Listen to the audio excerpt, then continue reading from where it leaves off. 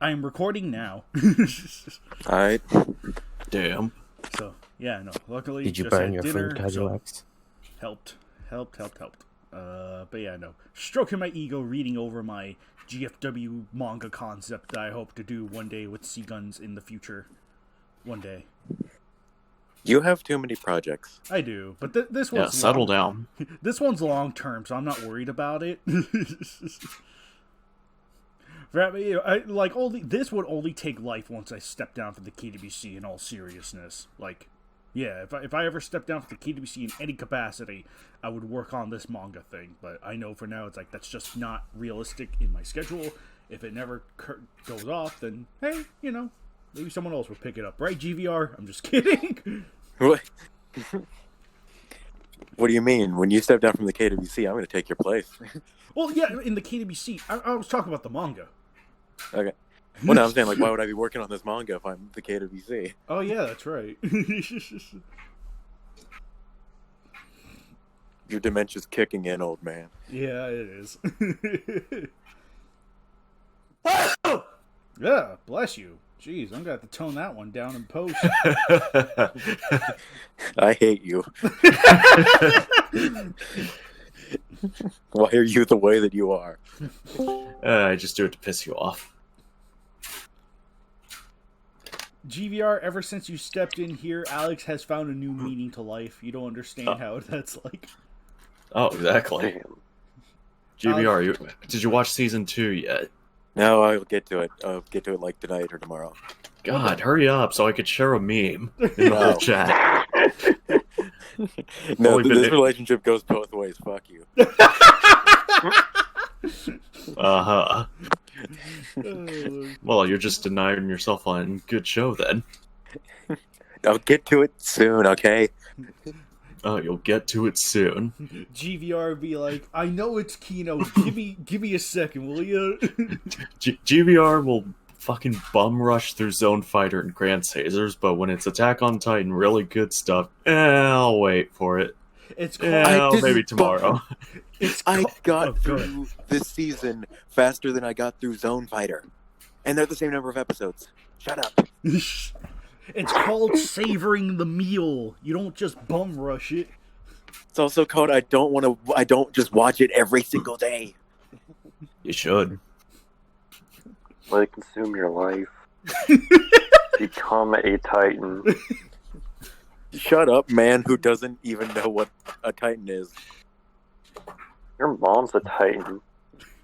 I mean, Joe could maybe not be wrong.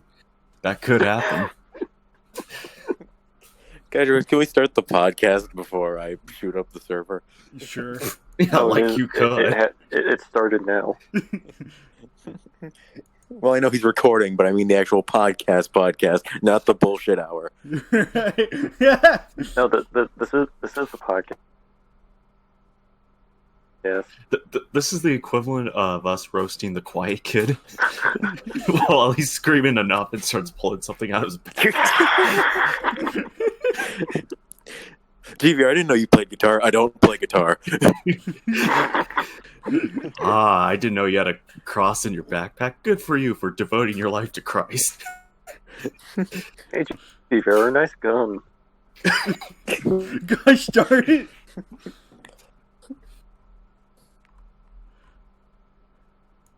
Oh, good grief! But yeah, very good. I'm just trying to get everything set up right now. I mean, it's recording, so all my pages are up. I think we stopped at, what was it? Was it 316 or 315? Yeah, Rest of Titan was in the first match of this year. Yeah, 317, 318, 319, and KWCE 64. No, we didn't do 316. Oh, no, I think Colossal Titan was the last. Yeah. Yeah, that's what I was trying to check on my YouTube. So we literally have 4 KWCs in one, KWCE. Yeah. Okay.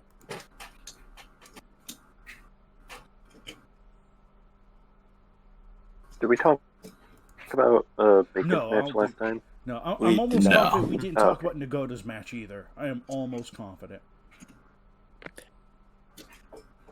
I mean, I can check. Hold on. Yeah, Kaiju World Chronicles.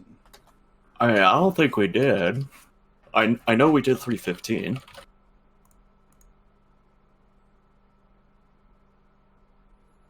Yeah, I know for sure we did 315. I think 315 was the last one. It was 315. Cool. It was. So It was. 315 and KWCE, like 316 to 319 and KWCE number 64. So, and then likewise the whole announcement of I'm stepping down, Harley's taking my place, blah blah blah blah. Spoilers alert for everyone else. Yeah, Wow, KaijuX stepped down great from the to spoil the KWCE. entire podcast, KaijuX. Damn. Harley's now the leader of the KWCE. I'm now the second in command, plotting to overthrow her, as all Yeah. second in commands do. The KWC is like the Sith. We're communists. So would you say that this is the KW Sith with a C? Get out. No, the C actually stands for Okay. communist. Kaiju War Communists? Alright. Yeah. Well, Greyshot's communist, KaijuX is a Nazi. That means the KWC is communazi. Yeah. Gosh. And the rest of us are American patriots trying to get rid of their Both. leadership. You see, they're trying to fight the... But I don't like Well, then America. after we get rid of them, we'll stop being America and be something better. Okay. We'll be Antarcticans. Wait, what? Yes. What happened? You What mean are they Arcticans? looking to? We're going to Hey, Antarctica. Mom. Oh god, he's become nanometal. Banana metal? Yes, banana. Bro, that's a great band name. Stop yawning. No, fuck off. I just woke up. That's it. I'm turning this podcast around.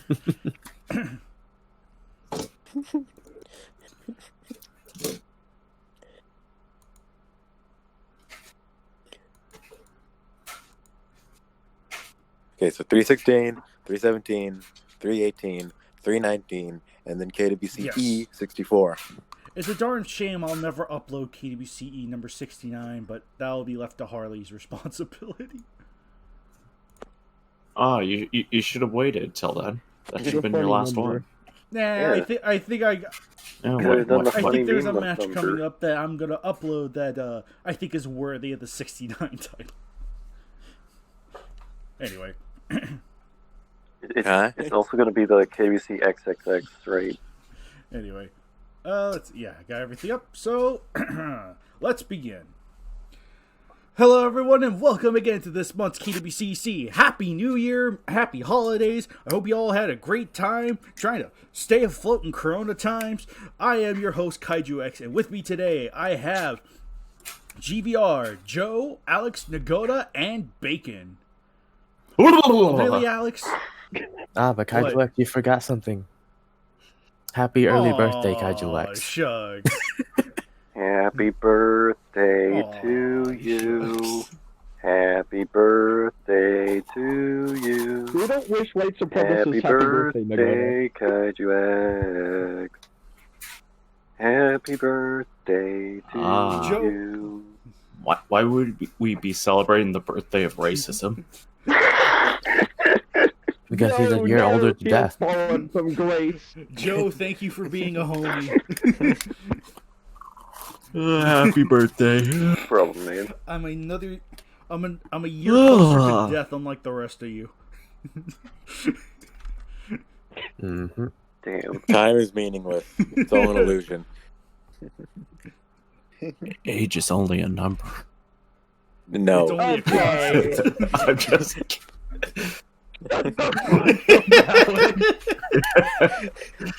Oh, I got it. Alex, By I the don't way, like the way you KaijuX- said that. Was that the right banner? Gosh, straight. Was that the right banner that you got uploaded Oh, from yeah, I that remember. match? Or after I I, said remember that the Yeah, soon will banner be because- I made a little bit of tweaks to it, and I made just small modifications here and there. Yep. So How dare you? I remember Yeah, the but I banner because remember living I remember you corpses added a glow, didn't towards you? dildos. Oh my god, stop yawning. What was that, Nagoda? No. Oh, I remember you added like a glow to the purple parts. It's Where'd the there. glow It's go? not as pronounced as I thought it would be. So Yeah, yeah, no, it is absolutely there. I thought I'd be able to exaggerate it, but I don't understand the power of mask. So you can see it The when glow, you zoom in it on goes, Armor it glows in and out. oh no, hang on, guys. Sorry, oh, Nick. no. Damn. Every time with this computer. What'd you do? Did you burn No, your Discord food? is not. Can you guys hear me? Oh, Okay. Yeah, we We hear you. can hear you. You aren't glitching for and once. Strangely enough, my You're okay, there we terrible. go. There we go. Now we're back to normal. Cool. Because my Discord was like, oh, not responding. Okay, it's responding again. So I'm glad you guys were able to hear me through all that. Yeah, we thank can still hear gosh. you. Thank gosh. But anyway, yeah, no, we'll just get started right on in with KWC. With last time we covered the first start of the colossal Attack on December month, celebrating the Attack on Titan. And today we're going to continue that with the next three entries in its lineup, the most recent match of 2021 and KWCE number 64, the last KWCE of 2020. So with that said, we will hop right into match. But KaijuX, we didn't have the colossal attack titan with the Gosh! pointy ears in this month. Gosh darn it, Nagoda. When are we gonna have someone combine Titans? Write it. Whenever someone Yes. decides to write it. I have an idea for it, but I also have like 100 Yeah, matches I want to same. write. Oh, dude, same It's the energy. curse of being a writer. Basically. Yeah. Anyway. But with that said, we will be hopping on to the first match of the discussion. Match 316, Armored Titan versus Trilopod. Written by Dao Zhang Moi, also known as Nagoda. So we'll go from top to bottom this time. GVR, what'd you think of it? Very solid match. Enjoyed the character and story aspect of it very well. Thought that was well written. Definitely loved the part where Cryo got injected with the Titan Serum and exploded. And the action was pretty good as well. Enjoyed the brief fight between the Armored Titan as Gordon and the Final Wars Godzilla Trilopod. Very well done fight. It was brief, but you know, I figured that like a brief, good fight is better than a long, boring one. So, and yeah, I also enjoyed the whole aspect of this basically being a sequel to Final Wars, with the idea that the Cryog were watching that whole movie go down and just waiting to see who won so they could leap in and take out the winner. It's good stuff. That's all I have to say. Good banner also, by the way. All right.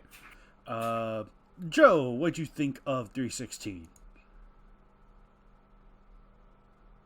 Well, I like the banner. I won't say that they're dildo swords. The Trilopod looks really cool. And as for the match itself, I didn't read it. Great build-up. I knew that's what you were going to say as soon as you started with the banner. Like, as soon as you went, the banner looked cool, I was like, Well, he it didn't read is a cool banner. Yeah, no, I'm Yeah. definitely glad you... I would like to point out that y'all accuse me of not being able to read, and yet Joe does this every It's time. funny. Hey, Shut Hey. up, bottom. hey, I also like how I'm KaijuX reading always right say, this now. time we're going to go from top to bottom when we never go from bottom to top. That is true. Yeah. Maybe next time I'll mix it up. You never go started bottom from to the top. bottom, now we're here. Well, either... Joe, you quit being a KWCE verifier because you don't like reading. You were the verifier until you got mad and you were like, I hate this. I have to read. He returned to monkey. GVR, I'm reading your KWCE right now. Okay, thank you. Anyway. Gonna give it gonna deduct points on my scale when we get to that. Okay. This match was hurt, no, but JVR hurt my feelings, so it sucks. Oh lordy. But yeah, Alex, what'd you think of it? I really liked it. It was short, but it was sweet, short. A fun, brutal fight between the Armored Titan and the Trilopod. I kind of like echoing GBR. Favorite part was like Kyrog or Cyrog or whatever the fuck you call that thing. Cryog. Cryog having an aneurysm over the serum.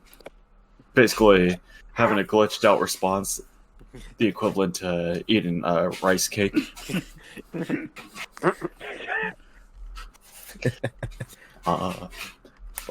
But yeah, I really liked it. I thought it was a nice little sequel to Final Wars. Could be setting up something, could not be. Just maybe it's just its little thing, and that's okay. Really solid match all around, Nagoda. I mean, I didn't really have any plans after this match. I just did it because, there was the Trilopod month that was supposed to happen. Right, but then I know. I guess. Did you have anything else to say, Alex? Because I could probably go into more detail of the history of this one. No, just a really good short match. But yeah, no. 316 Armored Titan versus Trilopod. To get into some of the meat of it, originally started we had announced the last Monster Month we had announced on the forums was Trilopod Takeover. I do want to say it's still going to happen. I don't want to say when. I'd rather, but rest assured, keep writing Trilopod matches, and it will happen. I just want to make sure that it's not only do we have enough matches for the month, but also likewise that we have enough Trilopod matches in general just to keep a steady dose of Trilopod matches coming in. Because here's the thing. The reason why I shifted this over the Titan month, aside from the fact that it features the Armor Titan, which helped for the theme of the month, this is also the second match to feature the Trilopods. So, and I think that's kind of telling that's okay, we need more Trilopod matches spaced out. So again, if you guys got Trilopod matches in mind, we are very much accepting Trilopod submissions. Please send them over when you can. If they have been rejected for any reason, please try and improve on it and, resend it over and all that fun stuff. But with the... We don't have high standards. If we don't get 10 Trilopod matches, the Trilopod's getting retired. Don't. But anyway, on to the match itself. One little bit with the banner is that although Nagoda did make the vast majority of it, I made a personal contribution with the Trilopod hybrid.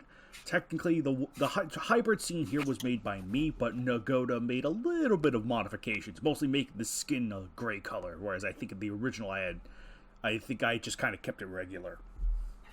Yeah, it retained the original Trilopod colors, but Nagoda changed it to brown. Otherwise, the rest of it was molded by me, because I was I don't think Nagoda felt like it at the time. So he was was anyone willing to make a hybrid? And I literally topped up, and I was I'll do it, and we got this. So,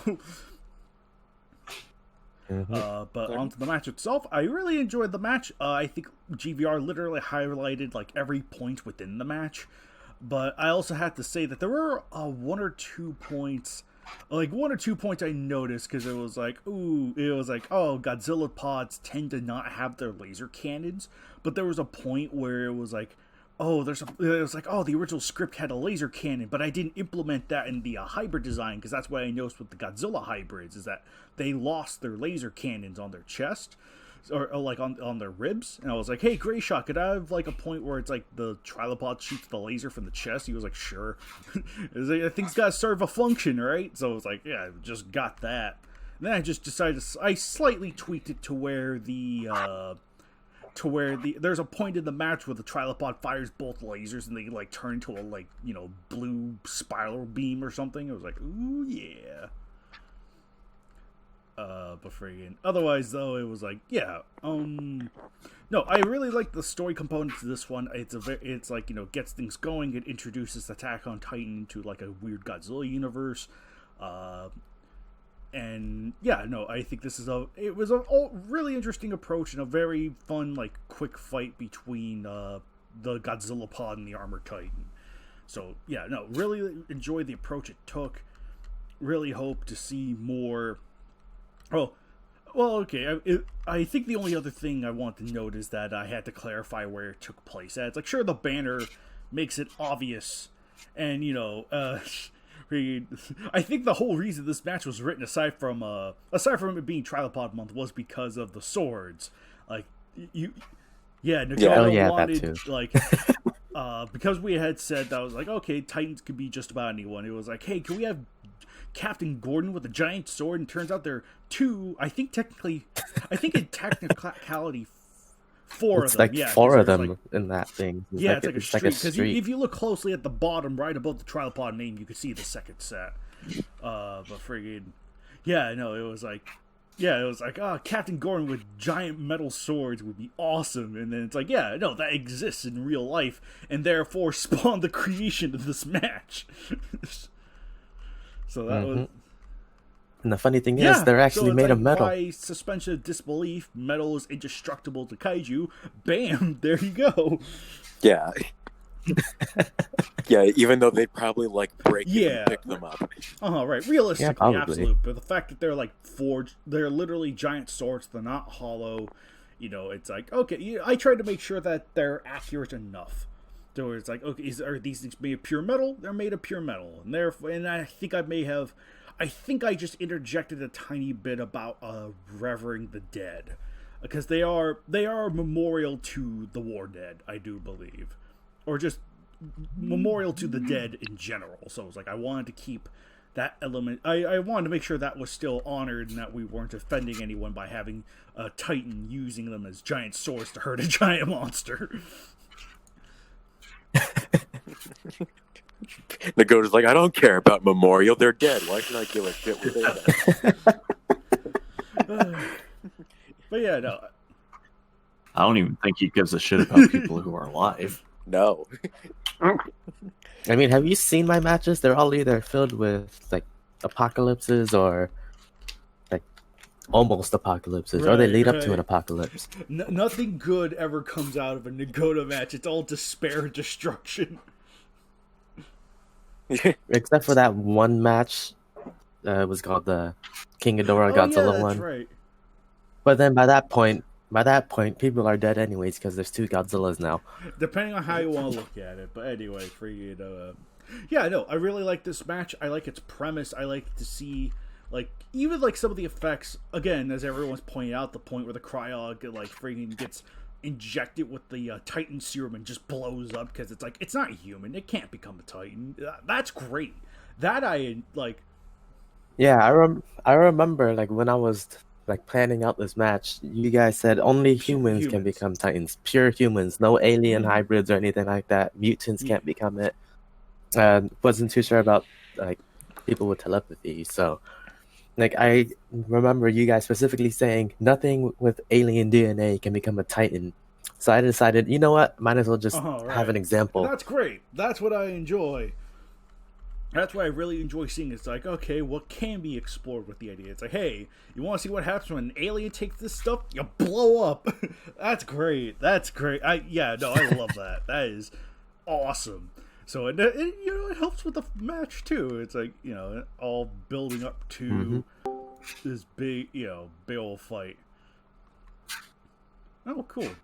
Birdman joined. Anyway, but yeah, no. Gosh darn it! Fuck out.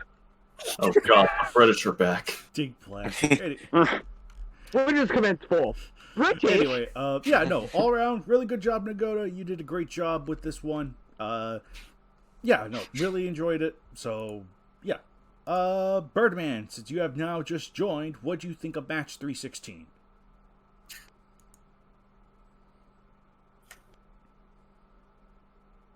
He hated it. So he's gonna have to type this one. All right. Because it's like 10 o'clock where he is. I would have held it sooner, but Oh, please. He would have held it sooner, but he wanted food. pretty much I didn't want my food time and my KWC time overlapping. So Even though they do usually do, ASMR. and you just eat on sometimes I will. recording. Oh, he doesn't remember much. Oh, I don't remember much about this match. Why do you like this, Birdman? You say that as Joe didn't read the match. Anyway. Yeah, I was about to point that out. Joe's my brother, Shut so up, he's the Nathan. exception, not the rule. You make too many exceptions, Alex. Sometimes you just gotta learn when not to. Anyway. No. I'll accept you and it was great. I want to die. Okay. Name a time and place, I'll help you. Yeah, No, Alex isn't gonna die. He's getting Birdman retired. has to say, I mean, I read it, but it obviously didn't leave much of an impact if I can't recall anything from it. So that's a slight bummer, but, you know. Yeah, that's true. You figure like a cryog exploding from Titan Serum would have been a highlight, but you know, those kind of things happen. I mean, this was kind of a rushed match anyway, so It's back. The 9 moderators. They're all online. A powerful image, my brothers. Oh, so who? POV, So which? you're about to so get which person is attacked by which the Titan? council. So we see that Bacon is the Pogger Titan. gosh, What Titan sorry. would the Okay. rest of us be Anyway, then? so yeah, Your no, mom Birdman Titan. doesn't really remember much. Then you know that's said to be said. Nagoda, what do you have to say with the match? What do you what do you have to like? What do you have to say about the match now that's come out? All that fun stuff. Well, as with all my matches, I made the banner first and then went from there. And then, like, I wanted to do like a trilopod match with like a Godzilla trilopod, and then KaijuX had this one already made, so I thought, oh, that would work. And I also wanted to make what's it called, Captain Gordon a Titan, because you guys said anyone could become a Titan, so why not Captain Gordon? Everyone loves Captain Gordon. Even He has a big Ronald sword. Reagan. And so I tried to figure out like where I wanted to put this, and then I needed a reason to give like Captain Gordon his sword to fight with. And then I was looking up things, and then I found this thing right here, like the Victory Arch, which is just a bunch of swords that are actually giant. Fits in perfectly, and you guys can't say it doesn't exist because it does. Perfect excuse to have a exist. giant sword. Yeah, and then like I made sure to clarify why like the cryog exploded by stating that like he tested it on like Mikasa's genes because I made her a mutant in this one. Oh, right. Oh. Because you know you got to keep that like Ackerman superhuman ability somehow. Yeah, so no, mutant, that's perfect. within Makes the sense. official line, within the line of the official material, that does make sense. It's like it's a creative way of keeping the bloodline component without it being like, oh, it's just the anime or whatever. So, hmm Yeah, it still keeps her as a superhuman, but keeps her in the Yeah. KWC context as well. Yep. Yeah. Otherwise, I just did this just to do a Titan versus Trilopod match. A valid I didn't reason. really have much other motivation than just, oh yeah, let's just have these two fight with a big sword.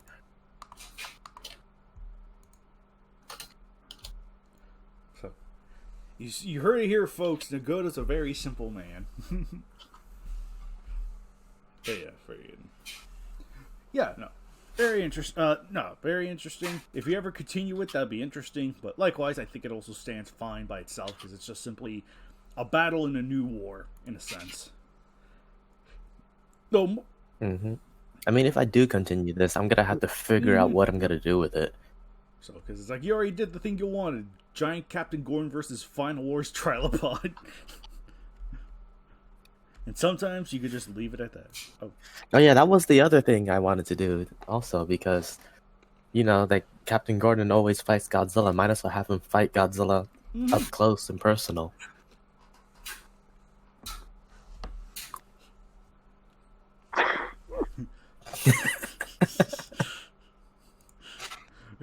Would you hit a woman? Yeah, smack. And then Birdman says, every millennial's wet dream. Anyway. Wait a minute. I thought that was boomers that did that. Boomers? It's every Oomer. Anyway, Every Oomer. anyway, did you have anything else to add on to Goda, or? I think that's it.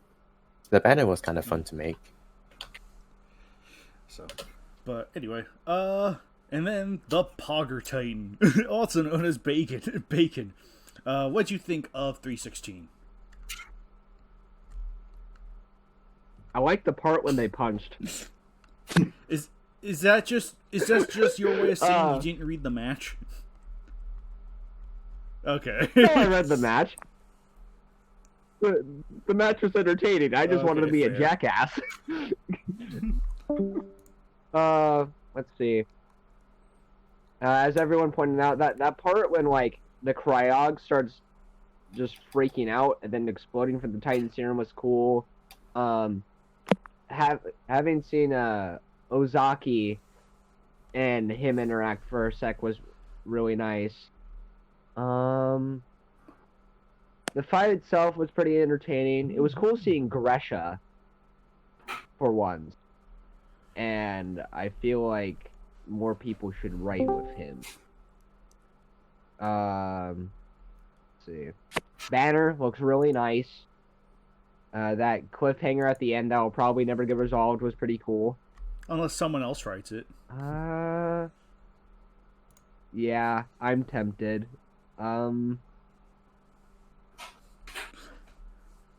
Overall, a really solid match. Had great action. Characters were pretty nice, and kick-ass banner. All right. Yeah, no, and I think we'll be finding more, I guess, like KWC implementation of Attack on Titan characters in these next few matches. In the meantime, yeah, no, very fun interpretation here, and what a great way to have like these two fight it off. Awesome. You would not expect to see this anywhere else, but I think with everyone having given their thoughts, we'll migrate over from match 316 to match 317 version 3.2. You butchered my homie's match. No, we butchered it like twice. Wait. I have an announcement to make. KaijuX is a bitch-ass motherfucker who pissed on my fucking mat. He whipped out his Attack on Titan dick and pissed on my fucking mat. God damn it.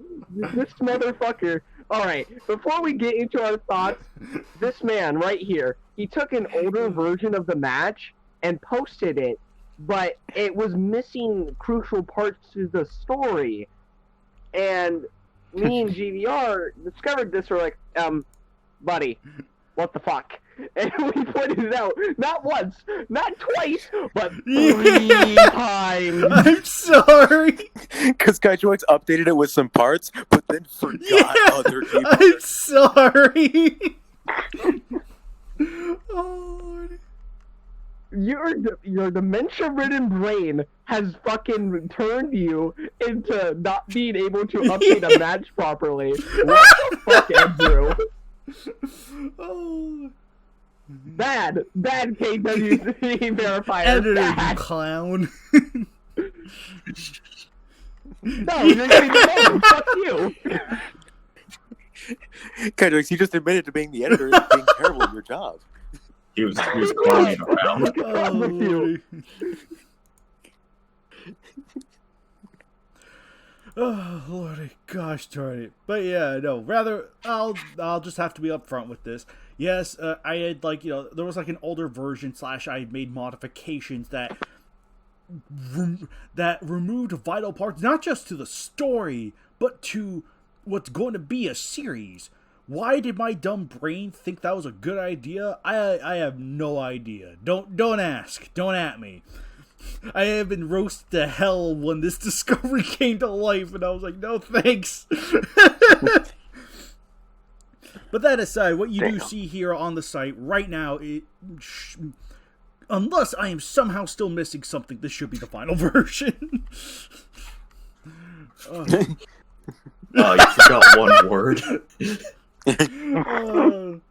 But friggin', 317 is a follow-up match to match 301, also written by the Pogger Titan we have here. I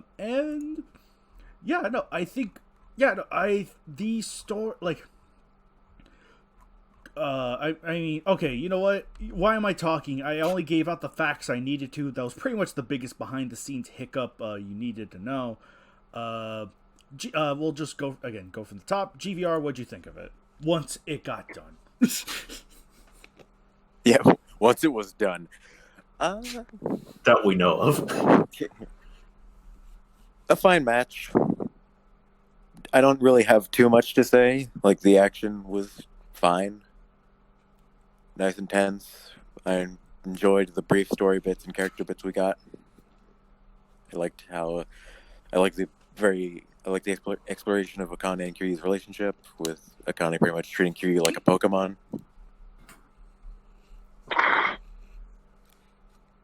Hey guys, we can have Pokemon in the KWC. You know, now that you point that out, I now see that, and I'm what? Yeah, like, there's literally a part where she, like, pats her hand on Kiryu and makes him go forward to fight. Just like a Pokemon. Anyway. Ribbit. But, I do have issues with the match.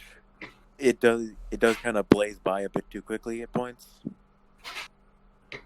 And also, Rodan, although his scenes are cool, he does just kind of show up out of nowhere and doesn't really serve too much of a purpose to the story overall. But yeah, it's a fine match. I think it was better. I prefer this to the first part, 301. Not by a lot, but just, like, noticeably enough. But yeah, good stuff, Bacon. Looking forward to seeing where this goes from here. Not until I remove crucial segments. I will I'm shoot kidding. you. Did you, did you say I will shit you to KaijuX? No, I will shoot you. I will shoot you in the fucking face if you do that to match 3, motherfucker. It sounds like you said I will shit you. Alright, buddy. I'm gonna shit yourself. That's something you don't say to your father, or much less to anyone. Yeah, I do think this is the weakest match of the Titan month. Oh, agreed. Yeah, I don't feel bad saying that, because I know that Bacon does not have high opinions of this match. Yeah, no, I still enjoyed it. Good stuff.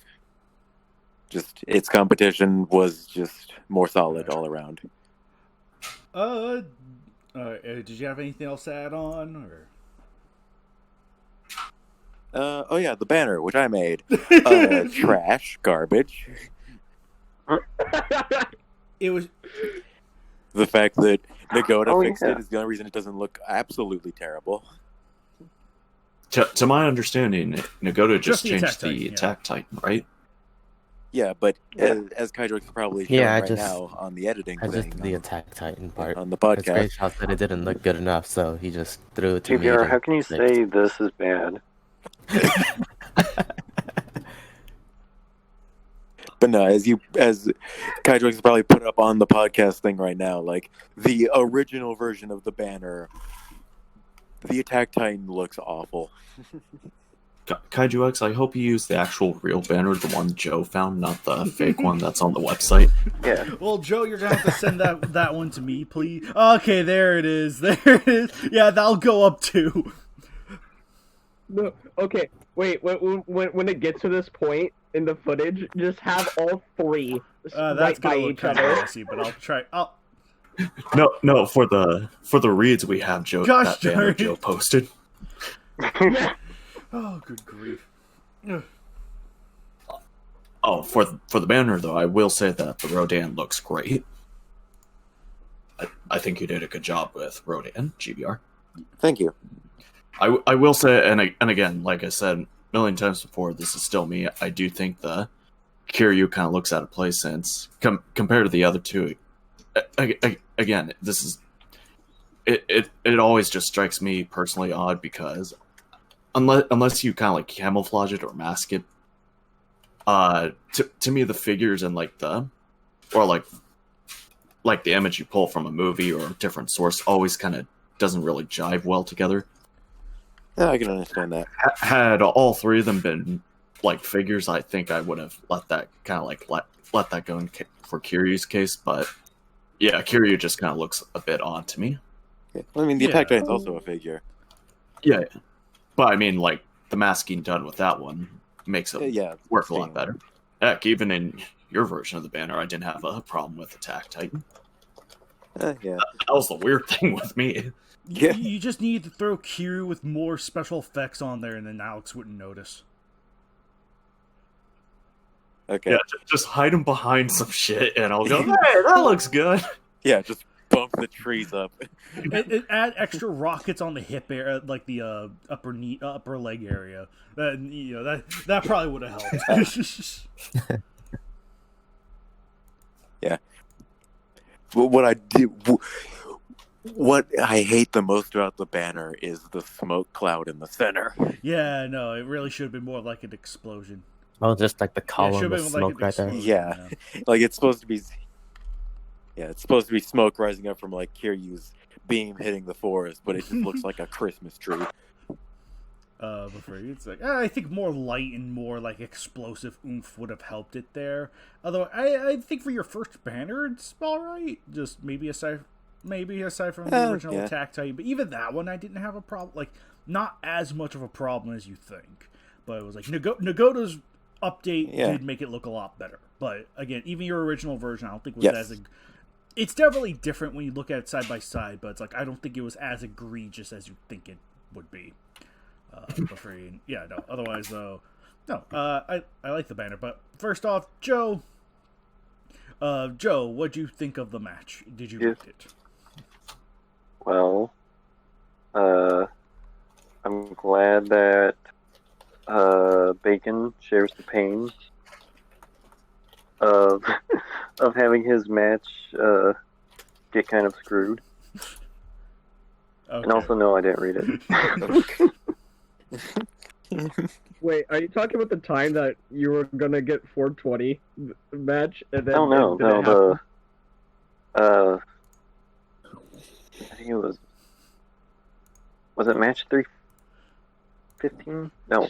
Wait, I forgot when my match was posted. 314? Yeah, 314. You brain dead simpleton.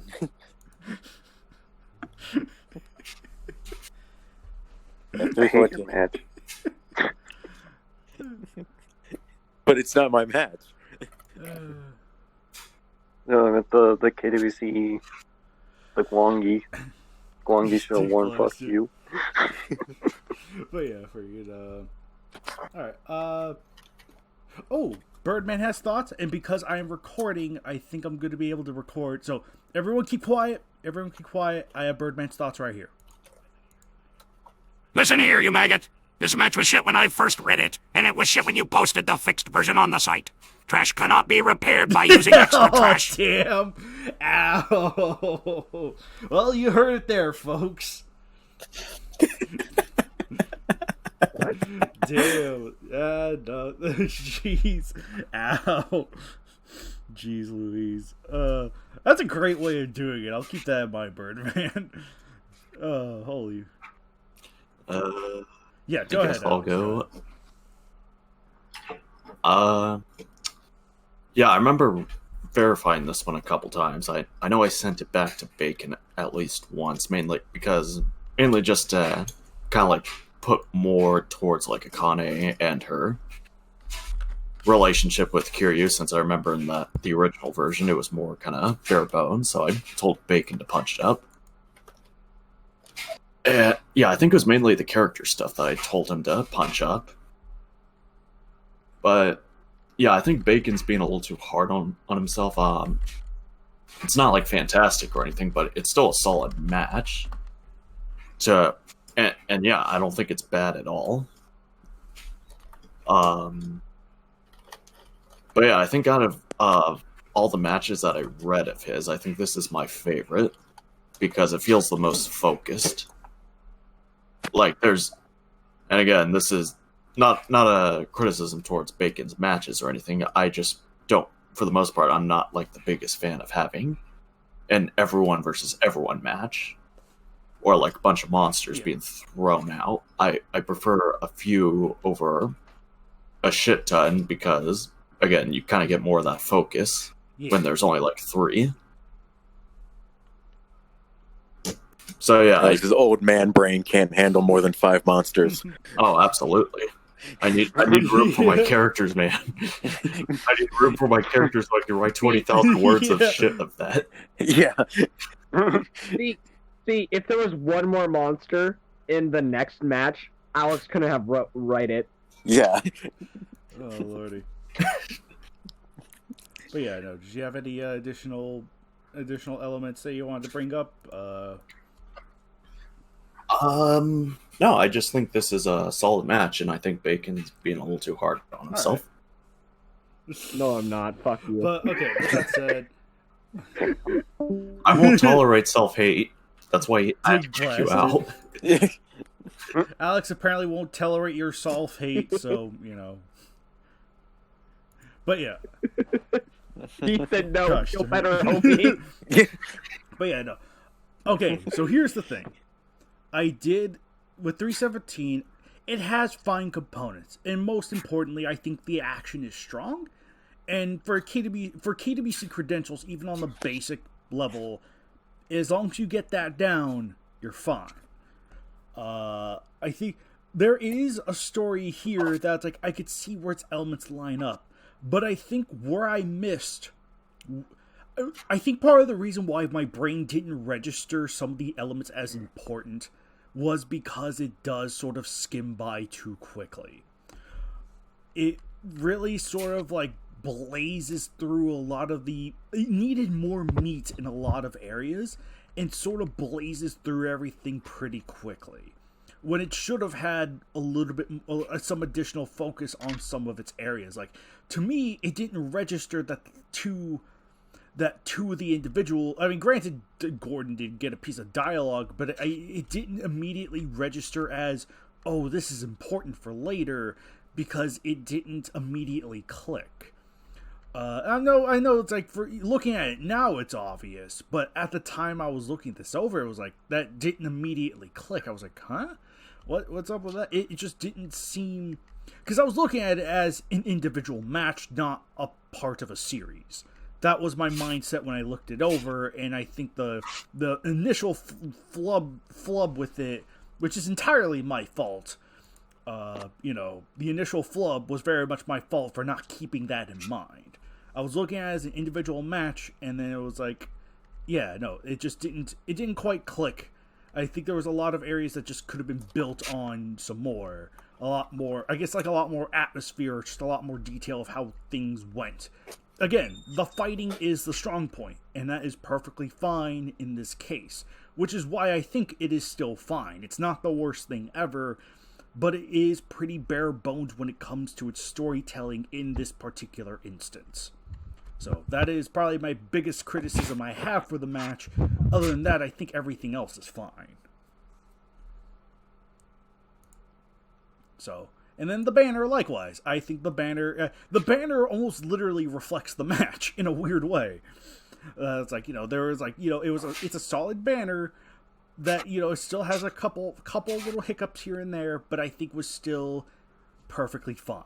You're fine. I think to outright hate it, I think would be a little much, but I think it's reasonable to say that this is not a perfect match by any stretch. I think there are some flaws that do hinder it back from being being more on par with the other matches of the month. So, comparatively speaking, of course. So, yeah, no, that was very much me. Unlike Birdman, who believes trash cannot be fixed with trash, I think this one's perfectly fine and better now that it has its original context back. Thanks, Andrew. You're welcome. Yay! But yeah, no. KaijuX really be like America. I fixed the problem that I started. Yeah, pretty much. Oh, KaijuX right now is a photo of Obama giving himself a medal. Yeah. Me. I mean, he always does I that. like that Obama. But yeah, Nagoda, what'd you think of 317? Okay, first off, Banner's no good. Hey, I don't disagree, but hey. Second, I like the fights a bit like an mid range kind of, not too bad, not too good. It's just there. Even though I think I know where like a future match of this series goes to, Bacon. It's pretty average for a KWC match.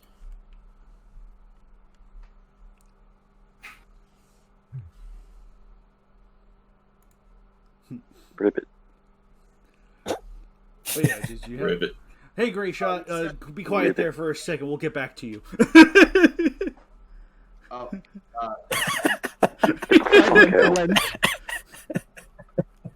You're also a little quiet, so try and get that fixed too.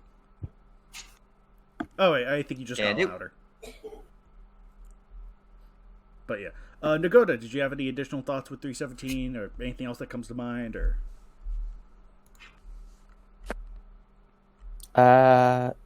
trying to remember. Oh yeah, Rodan just shows up really like he just shows up. It's like the way he shows up is like, oh, this volcano's exploding. Suddenly, Rodan. Yeah, that's that's all I can think of right now. all right, But yeah, Banner not good, not that good. Match average. Those are my thoughts. damn. But anyway, and Bacon. Okay, Bacon. Give us insight on the match. You know, aside from the fact that I screwed it up because we pretty much got that covered from the get-go, and just I guess anything else that comes to mind. All right, now to go through the history of this dumpster fire. So with Rodan, as you all pointed out, kind of came out of nowhere. A funny thing, he kind of did, because when I was trying to figure out a sequel to 301, I went into like the forums and went to the requests, and I was like, oh, I wonder if anyone requested an Attack Titan match, and I saw Rodan and went, wait a minute, I did have him go into the woods. This could work. But as it stands, it kind of just happened because it was requested and because I didn't know what to do. I didn't even have the timeline figured out, like, at all. I had nothing planned. Dang. Then, yeah, no, like, this was... Plus, this was, like, I wrote this 2 years ago. Like, that and 301 were written when I was just starting. So, like, this isn't the worst thing ever, but it's definitely, like, as I've gotten better at writing, I look back to both these matches, and I'm not as proud as That's I not was. Mm-hmm. I mean, comparatively, High School Bacon did this. High School Me did 300. And even 300 was heavily modified, especially as it got... It was heavily modified. Don't worry, Bacon. High school writing It sucks. He is 100% true. Release the Nagoda cut. No. The Go Cut, Viewable, and Deviant Art. Go look at it there. I don't want to go. I don't want to go on the goddamn TV. I don't want to go there. Alex was like, that's where all the furries reside. I'm not going to go there. You know, I don't often agree with John Wayne, but in this instance, I completely agree. Furries are disgusting. Yeah, see, Greyshot's gonna release the Nagoda cut now. Yeah. No! And the Nagoda cut is gonna be match 400. Big bless. Oh god. And then, let's see. Don't release the baking cut ever again. You Yeah, really that- fucking head ass. That will not. You release the Bacon, that bacon will cut not at be an first. issue moving forward. All right, you have my word. If you do that to match 3, I'm You're gonna more shoot than you in the free to. kneecap. My kneecaps are going bad. Damn. Old people. But Bacon, I can at least say that your matches nowadays, Yes. you're right, are much better than And this. you know, hopefully this will be clear with this podcast. It's like, hey, if you didn't like these first 2 matches, rest assured things just get better from here in better ways you would ask for. So, yeah. Let's see. I think I want to see if any of you caught this. It does contain spoilers, so GBR, if you want to mute me, go ahead. But I want to it's see fine. that. Okay, Fine. did any of you catch the anime reference that was in there? I don't want to. Like what's his name? Is it Haruo, right? No. When Eren and Kiryu are fighting, when he wraps his legs around Kiryu's arm Oh and yeah, neck, that's right. and, Oh, that. yeah, and it starts cracking. I had been watching the Armored Titan Attack Titan rematch, Yeah. first Oh. fight, and Oh, the yeah, red- No, I got you. When Yeah, he no, starts you don't need to cracking say the any armor. more than that. I totally. All you had to say was just that. I was like, got it. If you get it, you get it. If you don't, watch the show. Ribbit. I should have figured that was a reference to something.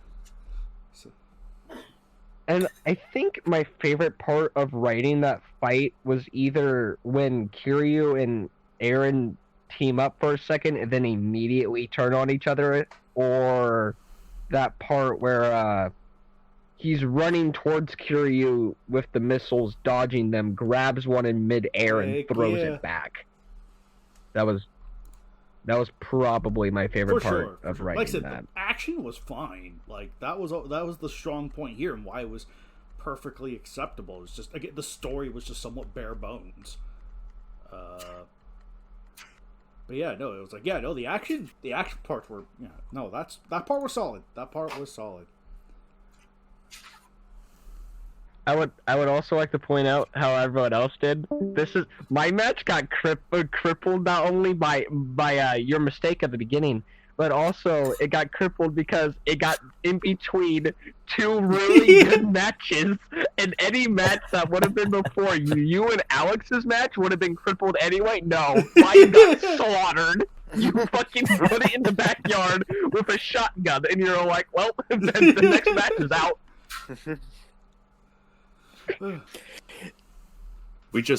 KaijuX and I just like bisected like bacon Just fucking after kill bacon. Nagoda beat the shit out of bacon. Every writer for this month found me behind the Chuck E. Cheese and fucking beat me to death. So someone needs to do that meme of like a group of people that group of people beating the shit out of that one person and just have it be Greyshot, KaijuX, Nagoda, and myself beating up bacon who's on the floor. Hold up, I got you covered. But yeah, great. Greyshot, now that you're here, well, since it's on the topic, let's discuss 317 first, and then you go over 316 a little bit. So, Greyshot, what'd you think of 317? 317, I did find it a bit weak, to be quite honest. To be honest. To be honest. It's again. It was. Again, I I found the connections a bit strange between the last one. Like I got the Attack Titan dynamic, but I the story didn't really grab me, and yeah, I thought Fire Rodan was kind of wasted a little bit. It just kind of shows up and then just get boom. But the fight between the Attack Titan and Kiryu was entertaining enough, and that's for the most part why I let it slide. The banner I had to switch because the Attack Titan was just like, no, I can't have that. No. So I thank massive thank you to Nagoda for fixing that real quick. Him being You're welcome.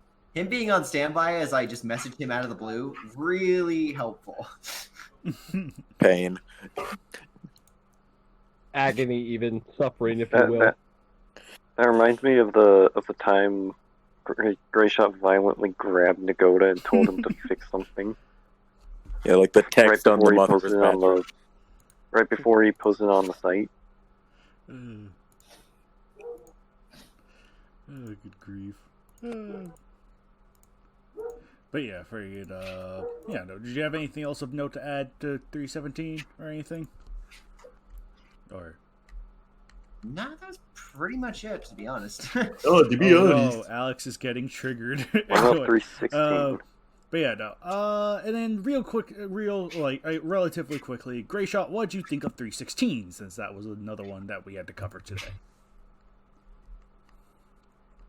That was Armor Titan. Yeah. Oh, Armor Titan versus Yes. That was I will say I really enjoyed that match. That one was a lot of fun. I liked Gordon. I liked the dialogue with Gordon. I wish the setup was a bit better. It just kind of happened, you know. And I kind of felt like it should have been more because if you started that match, you would have not known that the world had been attacked by the Exilians, right? It just kind of seemed like you're at when I first envisioned going into the match, everything just kind of seemed normal. Like a scientist is just working and he gets the breakthrough and then the Exilians attack him. The Cryon attack. Right, because the Exilians made him weak. That's right. It just didn't have the same kind of it didn't have the world building, right? Like it didn't have that opening. I think the latter was much better, right? I think with Gordon's fight, using like the ingenuity with the terrain, all that stuff was great. I just kind of wish it was started out like with a bit more detail and explanation of, okay, what is this world? What is going on? Like, and you could have done that, I think, with the scientist, just inner monologue, just a few quips here or there. Mm-hmm. Yeah, I think I rushed that one out during the whole submit matches for Trilopod Takeover month type of deal. So I wasn't really too focused on story to start it off with. Unlike my other ones. And that's why we don't announce event months anymore. Yeah, that is something to stop people from flooding in and just use the awesome matches that have been submitted through the normal process. That's primarily the goal and why we do that. But we're still we're still accepting matches for Trilopod Takeover, so send them in anyway.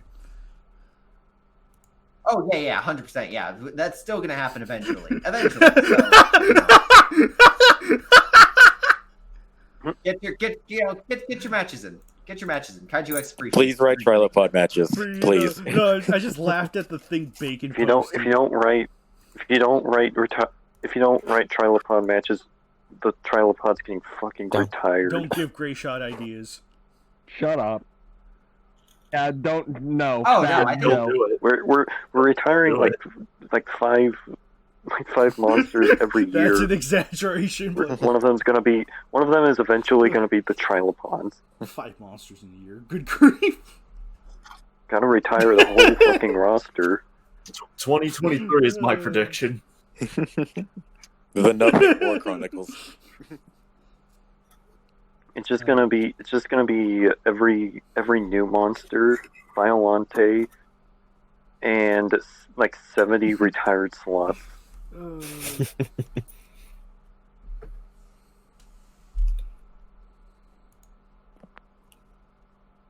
Yeah, not inaccurate. No, jokes aside, jokes aside. I don't think it's going to be that harsh, but I will say that we are planning on removing some monsters, but I think we'll discuss that at a later time in the show. If I were a betting man and no KaijuX. You'd be right.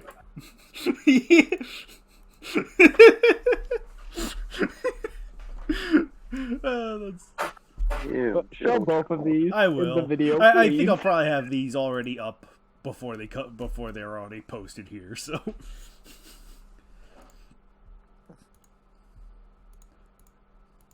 Bacon, shouldn't KaijuX be two different people in that picture? Shut your face. Because he contributed to the two different matches. Anyway. KaijuX rigged the awards, one of the awards this year for himself.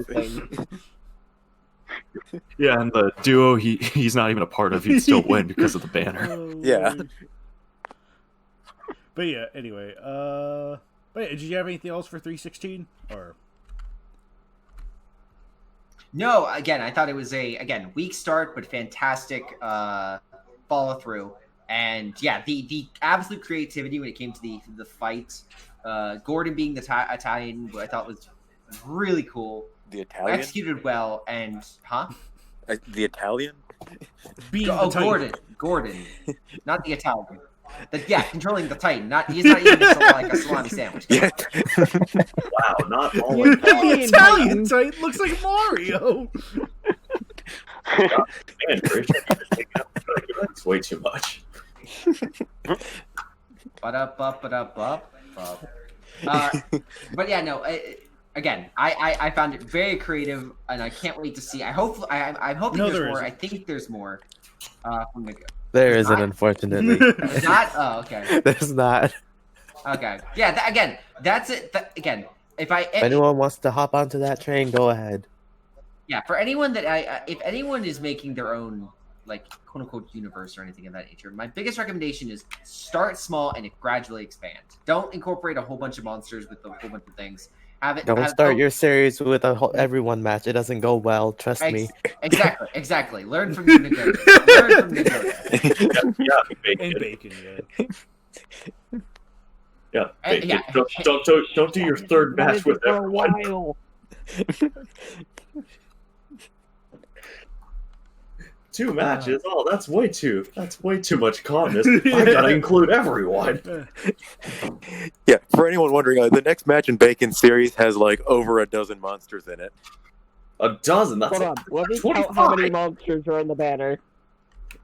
A lot. Yeah, like 20. And then the fourth one is probably even bigger. Oh, the fourth one has like almost 30 monsters. Bacon is off the shits. Yeah. And then it will only get worse from here on then. Bacon, do we need to host an intervention? No, fuck you. No, here's the thing with Bacon. He either kills him, or he's gonna take forever with him. That there's gonna be no one left in his series to write with. Okay. At this point. All right. Guess how many monsters are in this banner? 25. 69. Too many. 20. I don't remember. The answer is all the above. 18. What'd you say? 18. 18. I find that I don't find that to be accurate. I think there's more than that.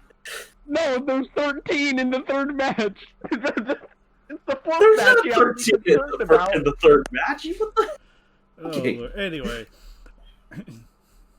But yeah, with that out of the way, let's migrate on over to, before Bacon has a potential breakdown over here about how many monsters are in his next match, we'll migrate over to the longest Kino. Match 318. Sanda, to conclude the Attack on Titan month. Sanda and Gaira. And 2020, yes, you are correct. Sanda and Gaira versus Attack Titan and Armor Titan. Written by Andrew Sudomersky, whoever that is, and Alex Williams, whoever that is.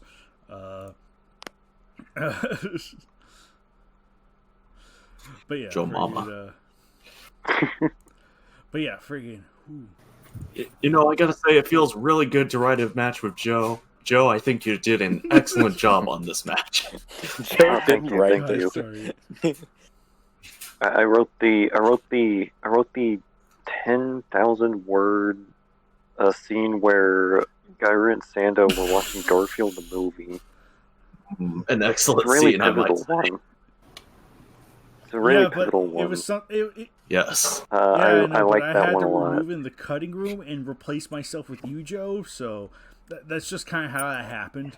I'm sorry, but Release the Joker. Erase.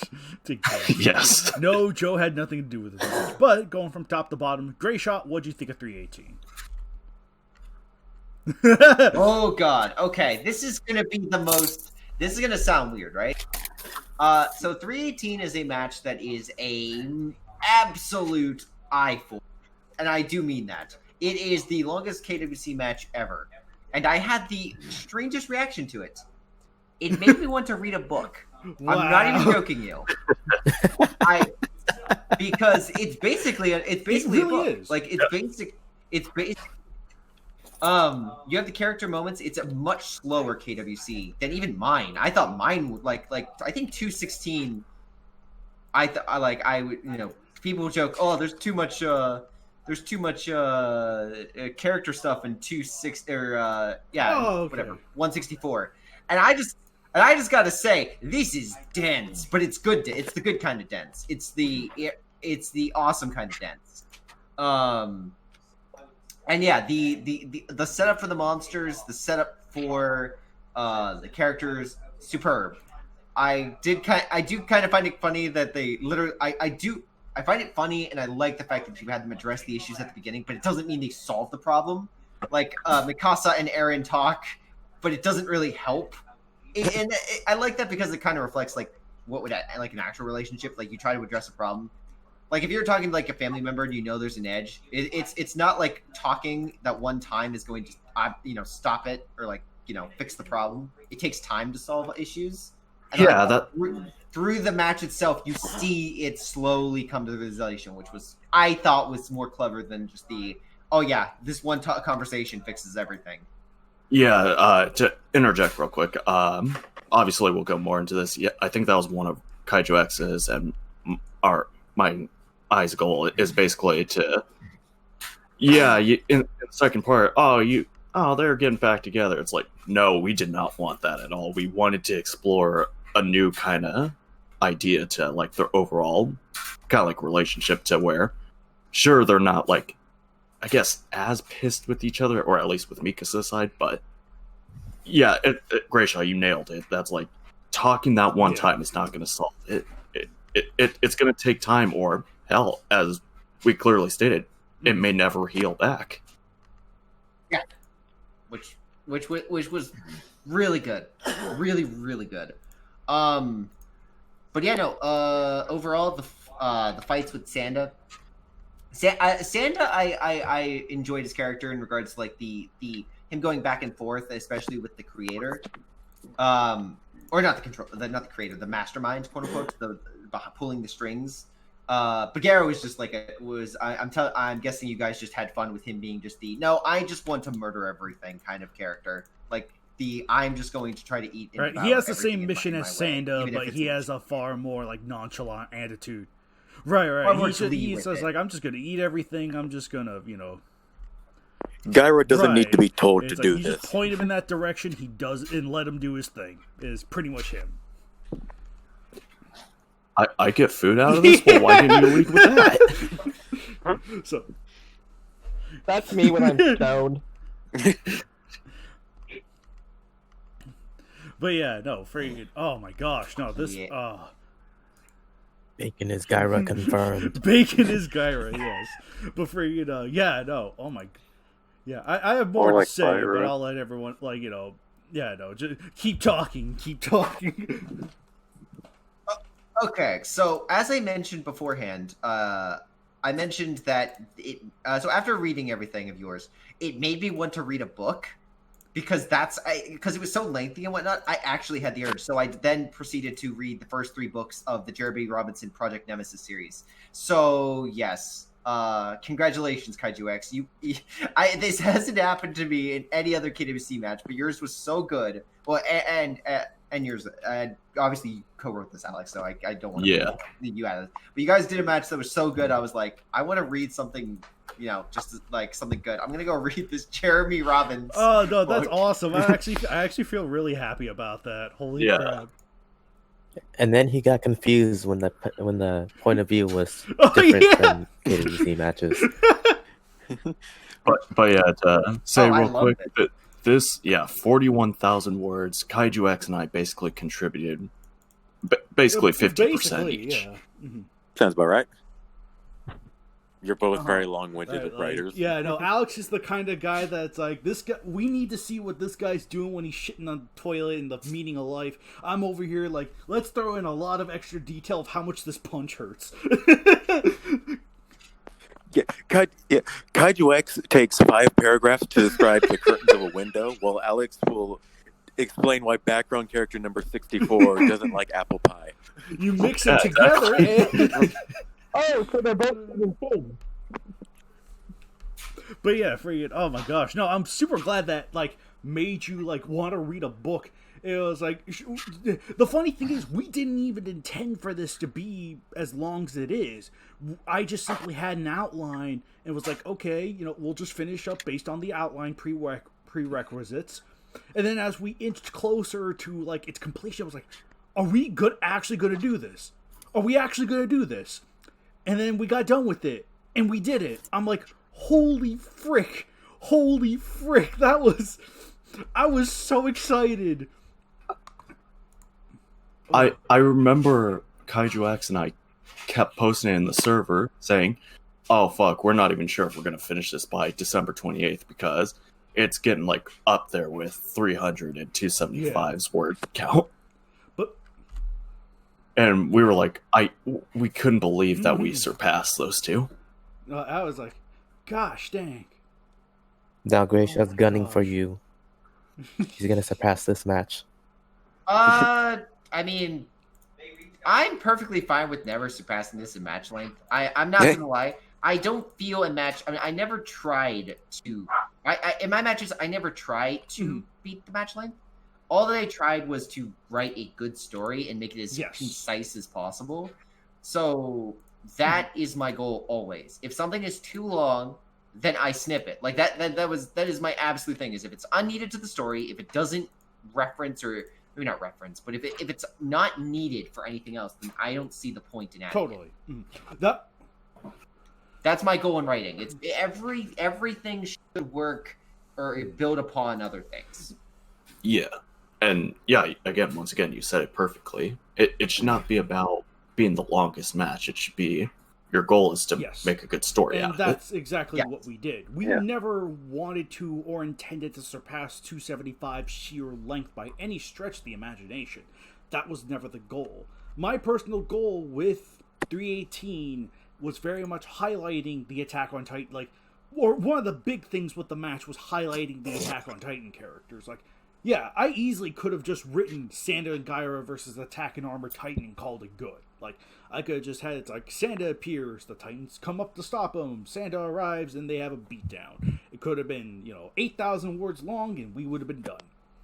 But that was not the full intent. I had always wanted to push more ambition and focus on the actual Attack on Titan world and characters. Even if it's more derivative of the live-action films, it's at least something I've always wanted to highlight in the KWC ever since the Titans came in. It's like, sure, we've had the Titans appear in a more Godzilla-centric world, if you will, or a more traditional Kaiju-centric world, but I don't think we've ever had a KWC that leans into a Attack on Titan-centric world. And while the... Oh, we have... we have. Gamer vs. Armor Titan. One? Gamer vs. Armor Titan. Never mind, I'm an idiot. That one got to it first, but I'd say this one highlights more of it. It's like, it goes beyond just Eren, Mikasa, Armin, and Shikishima. We get like everyone else. Your Johns, Hanji, Sasha, Levi Sasha. in this instance too. Yeah, I remember when you were asking about that. Like, hey, can I have Levi? He was a cut character. I found he's he a was a cut valuable character and was meant to be the main character. Can we use him, please? Pretty please. So yeah. Oh my gosh. But yeah, no, that was like, again, that was the major highlight I wanted to do. And I knew, Alex was like 5 episodes into Attack on Titan when I asked him, hey, did you want to co-write with this thing? Because I knew Alex was a character guy. I knew that was going to be a strength, and I knew I needed that strength after, because there's a little more to 318. 318 originally had a very different ending featuring none other, surprisingly, Prometheus. From 133, who was going to function very differently, but Greyshot shot that down just because it was going to be a reinvented Prometheus. That's all I'm going to say. It wasn't going to be the straight up 133 Prometheus. It was going to be a little different, but Greyshot shot it down, and looking back at it, I'm glad he did, because the match we got out of it was a heck of a lot better. And I will say, not really spoiler, but the thing that we both brainstormed regarding on the whole catalyst, I think serves the overall series idea even better. Yeah, I like that this match didn't reveal who the secret mastermind was, because that builds intrigue. Right. And you guys are going to be in. calling it now. It's midnight. No, oh no, Greyshot figured it out. It's Minion, this is all set in a dream. But no, but yeah, I'm super happy with the new direction it took. I am beyond glad this took on the form it did, and what a way to end 2020. Like, despite the year 2020 was, I think for the KWC it was actually a really solid year for KWC speaking, because it's like we got the Gamera month out of it, we got Attack on Titan out of it, and now here we have unintentionally the longest KWC ever. So it's like, oh my gosh, this is. And it's not like we're gonna write It's not like we're gonna write any of the continuations with the intention of making it longer than the last. If it turned out that way, all right. But that's never the case. Much like what Greyshot said, we're pretty much here for like a solid, concise story. If it turns out longer, then it does. The problem with actively writing something for the sake of making it long is that you're forcing it to be longer than it should, rather than doing it naturally. That's the important part. If you try to usurp yourself, you may get to the top, but I guarantee you the results are not going to be pretty. So, but yeah, Greyshot, did you have anything else to add on or say? No, yeah, just commendable work, guys. Definitely a strong contender for match of the year compared to everything else. And yeah, no, again, you guys got a reaction on me that I never thought was going to happen. So I that is awesome, though. That is awesome. Oh, yeah, thank you, man. Yeah. So. And I hope I don't mean, and I just for everyone to understand, like they're like, oh, he's like making fun of, like, no, I mean like, I mean that as a positive. Like, it was so good, I wanted to read more. So I went to Jeremy Robinson's series. Well, you may have more depending how fast KaijuX gets fast with Pretty his other much. co-writing projects. Yeah, That's KaijuX signed on to like 7 other. Some of which have been matches. on the docket for a while, because like I really want to get those taken. Because I'll tell you, I'm excited to write that side pool. Alex and I do have something in mind, and yeah, it's going to be really fun. You guys are really going to enjoy both where it goes and like everything about the world that's going to be uncovered from here.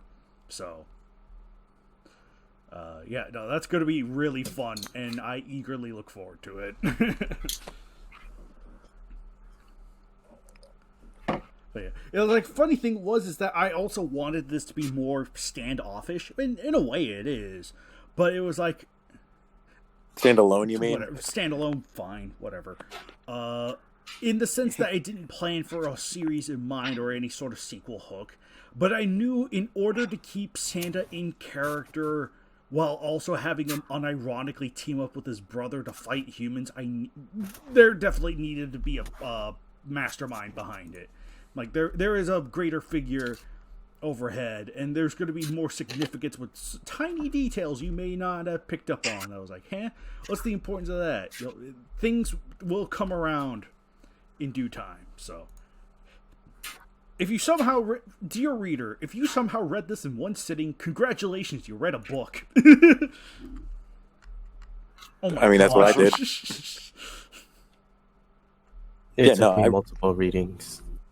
Oh yeah, it took me multiple. I joked. I told KaijuX, this is one of the few KWC matches where I was unable to read through it all at one sitting because it was so dense. It was. Yeah, the next match came out before I finished reading this one. Yeah, didn't you say you only got like I think you got fourth like of a this? fourth or a third of the way through before you.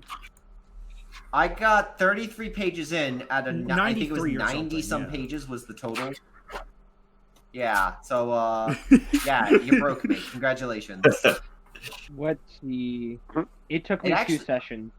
It actually reminds me of Anthony, because Anthony had the same reaction to 164. He usually reads all the KWC matches when he was posting them beforehand, but he couldn't read 164 in the time before he posted it. Oh, yeah. Obviously different quality of match, but like still. Yeah, same basically idea of this match is ridiculously long. What is happening? I thought this was just monster fight over monster. Why are these people evolving into more complex ideas like storytelling and characterization?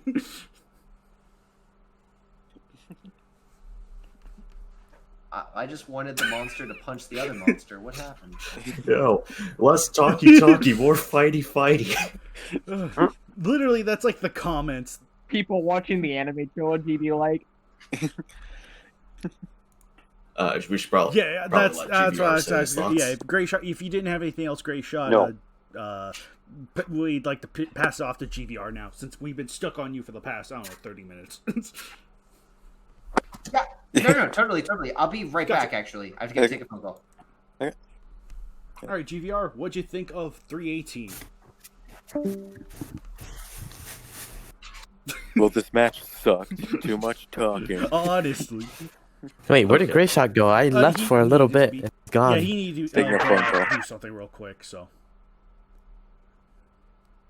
When is Attack on December ending? I just answered your own question. No, that was there, one buddy. of the comments. When will we get back to non-Titan stories again? Yeah. But no, like, okay, all joking aside, loved this match. Just definitely a contender for match of the year. I don't know if I can say it was my absolute favorite match of the year, but like, it got a vote for me on a bunch of categories for the awards, so. Yay! Greyshot's comparison of this to a novel is very apt. It very much is written like a novel, which is fitting because as a match with over 40,000 words, it is technically the length of a novel. The minimal. It's definitely like lowballing length of a novel, but a novel nonetheless. Well, yeah, like the technical minimum length of a novel is 40,000 words. Yeah. Most novels are longer than that, but like something with 40,000 words. Think about it now. If I try writing a KWC like I write other fan fiction, I can probably get it really long. Yep. Go for it if you want to. But yes, just the character stuff was excellent all around. Like, I think this was definitely like the best story of the year. And the best character-driven stuff of the year. Yeah. I would definitely say this was enhanced by the fact that I had started watching the anime recently before this came out, so I could tell what was happening. Wasn't lost. Even though this is based off the live-action stuff, it is very clearly the anime counterparts. Very much. Yeah. Like as much as you guys will get away with, because Armin has blonde hair here, unlike the movie where he looks exactly like Eren. And Gene isn't a And complete alive. jackass. Yeah, and alive. I don't even think I could say this was a condition because I think KaijuX completely agreed with me. It's like, yeah, if I'm gonna write this, they have to be treated. That more was like always the my anime thing from counterparts. the get-go, too. It's like, sure, it was it's a loose sequel to the film continuity, but it is meant to be in more the spirit of the anime, so... Yeah, I can tell that part 2 went differently in you guys' canon. For the most part. For the most part, yeah. Gene didn't get slapped in the giblets. Well, he still got slapped. He just got hit in a dull part of the wall. Yeah. But yeah, super good stuff with characters and all that. I enjoyed the whole Eren, Mikasa, and Armin thing. That sort of tension building up. I enjoyed Armin talking with Sasha and Jean. Very well done stuff there. The Gyra and Sanda stuff was also a highlight. I quite enjoyed their characters as well. Gyra fighting Titans was awesome. Now, I'm not even talking like Titan Shifters, I'll get to that. I just mean like Gyra preying on the Wraith Titans was great. Like, that makes sense. That's what he would do. It's pretty much an endless source of food. Food that can regenerate? Great! And he gets a little experimental, a little too greedy. Yeah, no, I love how basically Gyra ends up learning the Titan's weakness by mistake. Yeah, he bit off more than he could chew. And yeah, just the whole thing with Sanda and Gyra being compelled by this mysterious voice, and Sanda being super reluctant to do it while Gyra is just all in. Like, Gyra's like, I didn't even need to be told this. Yeah, lead with food next time. The mysterious voice just needs to like talk to Sasha and tell her that food will happen if she betrays humanity. I'll give you all the potatoes you want. Well, it's like John said. God damn it. If we told her the Titans were laced with gravy, she'd get rid of them all. I loved that line. Yeah, I loved all the lines in this. Yeah, this match had plenty of good jokes in it. It definitely did remind me of the anime where it's like, even in the midst of this horrifying stuff, it still like cracks the jokes. Yeah, it doesn't feel totally. out of place. Totally. Thank you. And yeah, the actual action was great. Even if the action wasn't a super big focus, like when it did focus on the action, it was awesome. Like, I enjoyed the characters basically slowly learning that Gyra and Sanda are not like the Titans. When Levi's swords just broke off when he tried to hit thinking Gyra. he was a Titan. It was like, no, that was fun. Gosh dang! Yeah. And yeah, just I know this is very much a story-driven, character-driven match, but the fight between Attack and Armored versus Gyra and Sanda, the final battle was amazing. Yeah, a lot of nice passing off, like a lot of nice passing off rounds, and it keeps variety. Which I like after writing the Attack and Gyra mid fight, I was like, ooh, how am I? It's like, what the heck am I gonna do with the final battle between the four? It's like, how am I gonna pull that off? I was getting worried because I was like, oh no, I don't want to seem too repetitive, but I felt like I found a good sense of rhythm. Yeah. I'm really glad that I got to do the beginning of the final battle because I loved writing the Attack Titan and Gyra fighting where the Attack Titan rips off Gyra's arm. Gyra even bites into the nape, like puncturing Eren's actual leg. Yeah.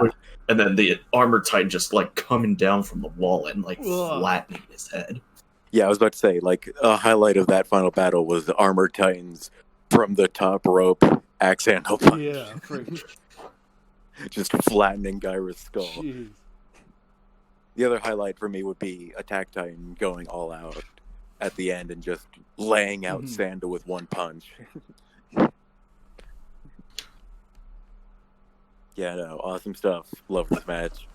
I absolutely await where this goes from here. I think you'll love where this goes from here because we got some ideas in store that's like, what would be good? This would be good. What do we have to set up next? Oh yeah, that'll be next. So hell yeah, no, this is gonna be fun. Yeah, it yeah, I was gonna say it definitely helped with the two of us because it created like this perfect synergy. Like, again, more of the character stuff, KaijuX is the monster stuff. It's like we really contribute that, and even the stuff that we're not like.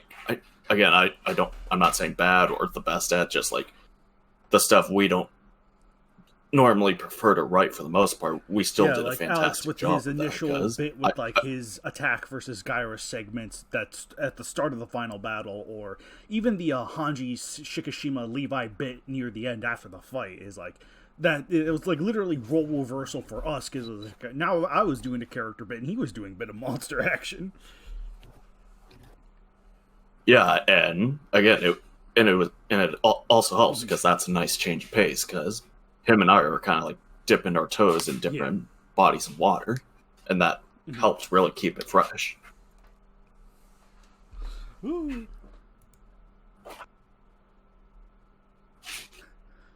Oh, anything else? So how did Shikishima survive being point blank at a bomb? Figure that one out later because we're still trying to figure it out.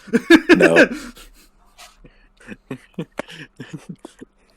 Yeah, I believe I kind of wanted to leave it intentionally vague for now.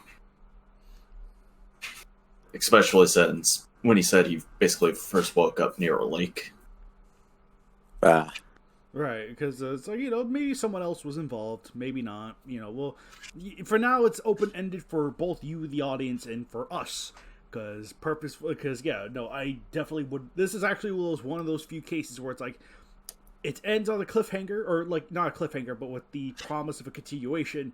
This is actually one I hope to follow through on. Yeah. Yeah. I don't really have anything else to say. Just great stuff. Like, easily one of the best matches of the year. One of the best matches of the KWC in general. Oh, thank you. Yeah. I would easily put it in my top 5. Hell yes. Yeah. Well, right back at you with 313. Same, man. No, same. Thanks. Yeah, that 313 was just fantastic, dude. Fantastic. Ugh. But yeah, did you have anything else to add, GVR? Did you feel like you? Okay. Nope. Joe, what'd you think of it? I know you read it, Joe, because you said you wrote 10,000 words of it.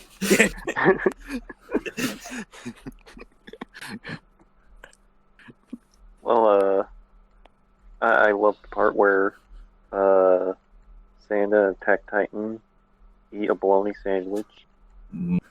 Excellent. Fighting over that sandwich, yes. A wonderful part by KaijuX. Alright, I'm gonna go real quick. I have to go do something. No! I might join in later. Dakota, we should have gotten his thoughts first. See you for now. Bye. He'll be back. The homie. Did you say you should have gotten hit by a car? Man, how ungrateful is he? I shower him with love, and then he can't even say something nice. Instead of making up an excuse. Say something nice because you guys were talking for 30 minutes. That is true. I guess I'll let Bacon go next, unless Joe actually did read it. I'm sorry, homie. I didn't read it. Bro, why? Yeah, I think Alex and I really did kind of say a lot. Yeah, I know. But Alex and I did, I think, really sort of said... Oh, yeah, go ahead. Oh, actually, I have one more thing to say. The banner by Ditto. That was actually the one thing I wanted to go over real quick. Because I know early on I had asked Ditto, it's like, hey man, could you make the banner for this? He was like, sure thing, buddy. And then, he made the banner. The funny thing was, it was flipped. Like, the original image was flipped compared to what you saw now. And that was because, mentally, I had always envisioned the title as Sanda and Gyra versus Attack Titan and Armor Titan. Because it flows off the tongue really good. Because it gets clunky once you get to the Titans, but that's an inevitability because of the nature of their names. But you say Sanda and Gyra, it's like, oh, that just slips off the tongue perfectly fine. And then it was like, wait a minute. I see, like, in the original image, it was Armor Titan, Attack Titan, Gyra, Sanda. I was like, wait a minute. I know if I post it as it is with that title, Joe's gonna make fun of it, make fun of the banner for it. And I figured it's literally just reverse. I flipped the image and kept the title. I feel honored that I caused this change. And you know what? I got so used to seeing the current version that when I look back to Ditto's version, my eyes are like, "What the heck?" Yeah, It's that is so disorienting. weird. But I could. I sure do like not it Deromer and not it Texas. Are you gonna post the flip version in the thing? Araga and Yeah, no, you aside from the swapped name, literally. Or I mean, I guess I'll try and post the original flipped version if I can. But yeah, no, it was like it's super weird looking at it how it was originally made versus where I flipped it. Which again, fortunately, it looks good either way, so you can't go wrong. So, oh lordy. But yeah, yeah, no, I think aside from the banner, it's like, I think everything else about the match, like, the nature of its history and how it's sort of evolved and how it unintentionally became the longest KWC match ever that also is pretty much a book. Gosh dang, I was not expecting that, but I am honored to have the first KWC... I am honored that me and Alex have written the first KWC novel. I am honored that we have made the first KWC novel. Yes. But, with that said, if Nagoda or Greyshot come back, that'd be great. Or Nagoda, most importantly. Bacon, what'd you think of the match?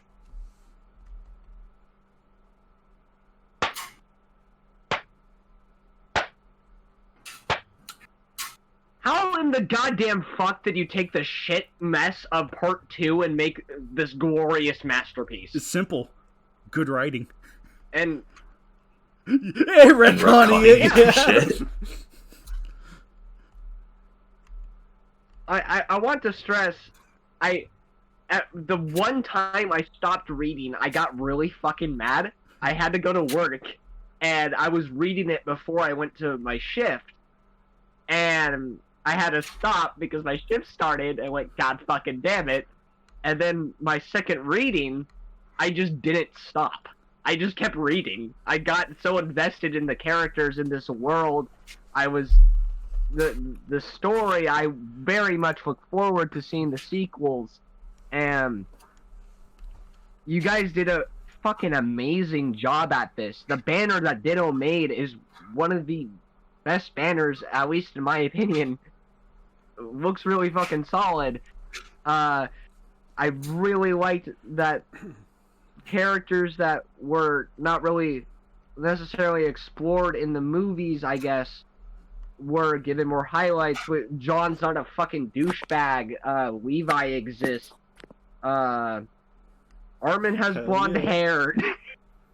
The action is very solid. That part when fucking... I think it's Aaron. Aaron bites Gyra on the shoulder blade and rips it out. Yeah. Fucking Christ. Sick as hell. Alex, you wrote my two favorite parts of the match yet again. There's so much with this match that I liked. I genuinely cannot find anything fucking wrong with it. 10 out of 10. You guys knocked it out of the fucking park. Whoa. Oh man, no, dude, that means a lot. That oh my gosh, no, that actually means a lot. That's like you got so sucked into everything that was just like, I'm gonna read this book. Do you work? Yeah, no, I had my lunch break and it's only 30 minutes, and I was like, I'm not gonna finish this. I'm just gonna wait for work if I after work, because if I stop after my 30 minutes, I'm gonna get really fucking mad. I don't blame you, brother. So I just waited till I got off work. let's interject see. real quick. I remember Bacon saying to me, "How the hell did you make Are You Okay with a Single Mother romantic?" Yeah. Fuck you, GDR.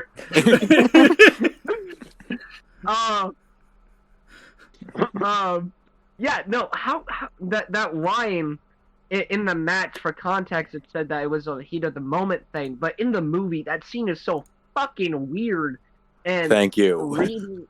Yeah, it's fucking weird. She just sexually assaults Aaron, but in this story, it's that awkward, really weird moment is turned into a genuine romantic moment between the two in that room, which is my second favorite scene of the match. My favorite being when Aaron and Shikishima are on the wall. Hell and they're yeah, talking. no. The Aaron Shikishima part is easily my favorite moment in the entire match. Actually, their conversation is just fantastic all around. And I remember, I think for that one specifically, I think I was at work and just dialogue kept coming to me. I was like, ooh. It was like, I didn't want to write the sequence, but I had the dialogue, so I wrote it out for Alex to just sort of like integrate in. And he was like, hell, and he found a way to do it. I was like, yes!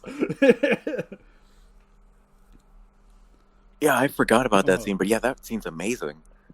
Yeah, KaijuX definitely, kind of like started out, and I just kind of wrote everything else on top of it. And even what came before my dialogue contributions was still fantastic all around too. Gosh, yes. Let's see. I feel like there was another thing, but I can't remember off the. Oh yeah. I think it was around when I first joined. KaijuX showed me the banner for.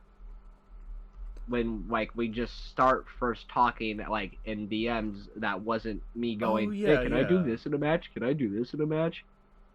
Yeah, I remember you showed me this banner because I had requested this exact fucking match on the forums, and you guys did not disappoint.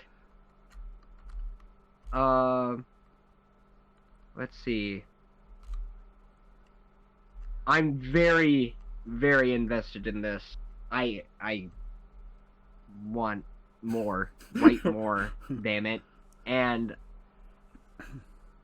that would require KaijuX telling everyone else to fuck off and start writing the cycle with me. It's just right now. Oh my gosh, no! It's like, one, I kind of need a mental break in terms of writing, just getting so much of it just out of the way as soon as I can. It's just like, ugh. But likewise too, it's just like, I want to get everything else I have out of the way so I can double down on this. Because seriously, I am excited. Holy moly! And one last thing before we go to a different match. This match, I already wanted to write with both of you, and now I really want to write with both of you so much. I already started working on the layouts on the matches I presented to both of you. Oh my goodness. Ooh. But yeah, 10 out of 10. No, for sure. I guess it's time for us to get into the background details. I think I might have said what I need to say, but Alex, if you have anything else to make note of, please do. This is now the time to get any more additional history elements. I think I said what I needed to say mostly, because I know I had some changes. There were some elements that had to be changed up a little, not that much. Again, the biggest one was that Prometheus was meant to be something of a Titan SB for another character, but that didn't work out. Greyshot said no because it was too similar. It was like, okay, no, that's fair. And it was repurposing from a character that may have been I guess beastly in nature, but it wasn't the character, if that makes sense. Had it been the character, I think circumstances would have been different. Yeah. And then he took me upstairs and showed me something called a Prometheus. And then we went out to lunch, and not that I don't like salad, but that's all they had. But no, yeah, I was earlier last year. I was watching. Some friends finally got me to watch Attack on Titan, and I was watching with them, and I was making note of that in the server. Not 5 episodes in, KaijuX immediately asked, "Hey, do you want to write this with me?" At first, I said I was unsure, because I was still trying to get the feel of it, thinking, I don't know if I want to do this, or I don't know if I can. When I watched more of it, I go, you know what, I'll give it a try. No matter what happens, I'll at least see this through, so I did. That's how I joined. I know we had a couple meetings talking about it, where to go. Yeah. Yeah, I think one of the conditions I wanted to do was break up the trio. Yeah, I think that was one of your things. I was more than open to it, because it's like once I knew that my version of the story was gutted, it was like, okay, like some of the elements I had in mind just wouldn't have worked had it, like, had I gone through what I originally had in mind. So it's like, without that context, I needed to, like, just rework everything, and I was more or less totally down to see what direction, like, to see what Alex had in mind. Because, I was pretty much stumped with my version of the story gutted. Because I did have a couple twists and turns that were going to be like, oh, there's that thing going on. But, again, Greyshot had to veto that. Rightfully so. I think it was too much repurposing of a character in a way it wasn't intended to be. So on that front, it is reasonable. Yeah, and then when I came on, I think it became more character-focused. Not that, KaijuX was going to not make it about characters. I think just my version, or the version that came up, definitely contained more of that. I wasn't to say that I didn't have those sequences in mind. I kind of did, but not to the extent it turned out to be. Like, if there was character focus, it was probably just with Shikishima and Eren. Like, because again, they are technically the monsters, and therefore get the most focus. So it's like everyone else was somewhat. I was like, I didn't know what to do with everyone else, and Alex was able to figure that one out. I was like, oh yes, excellent, and it turned out a lot better for it. Thank gosh.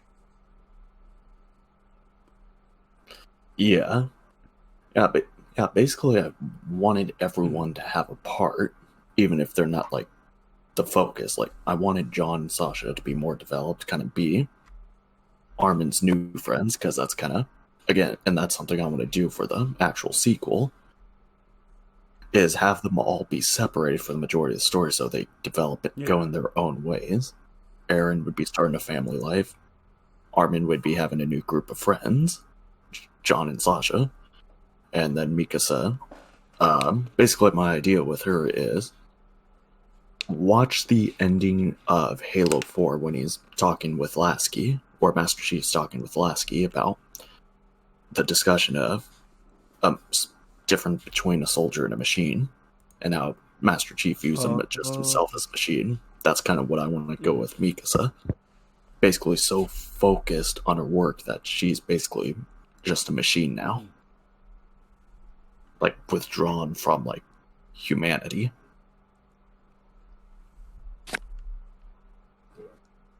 So, we definitely got some character stuff going, but likewise, there's also going to be bigger things in the background too. It's like, then things will fall into place, and even little details you may not have picked up on immediately that may be like, that's a weird detail to note, and whatever. Everything comes full circle eventually. That is my hope. And 2 other basically 2 1-second ideas I had before I scrapped them. The first one's like a very small spoiler to Season 3, Part 2.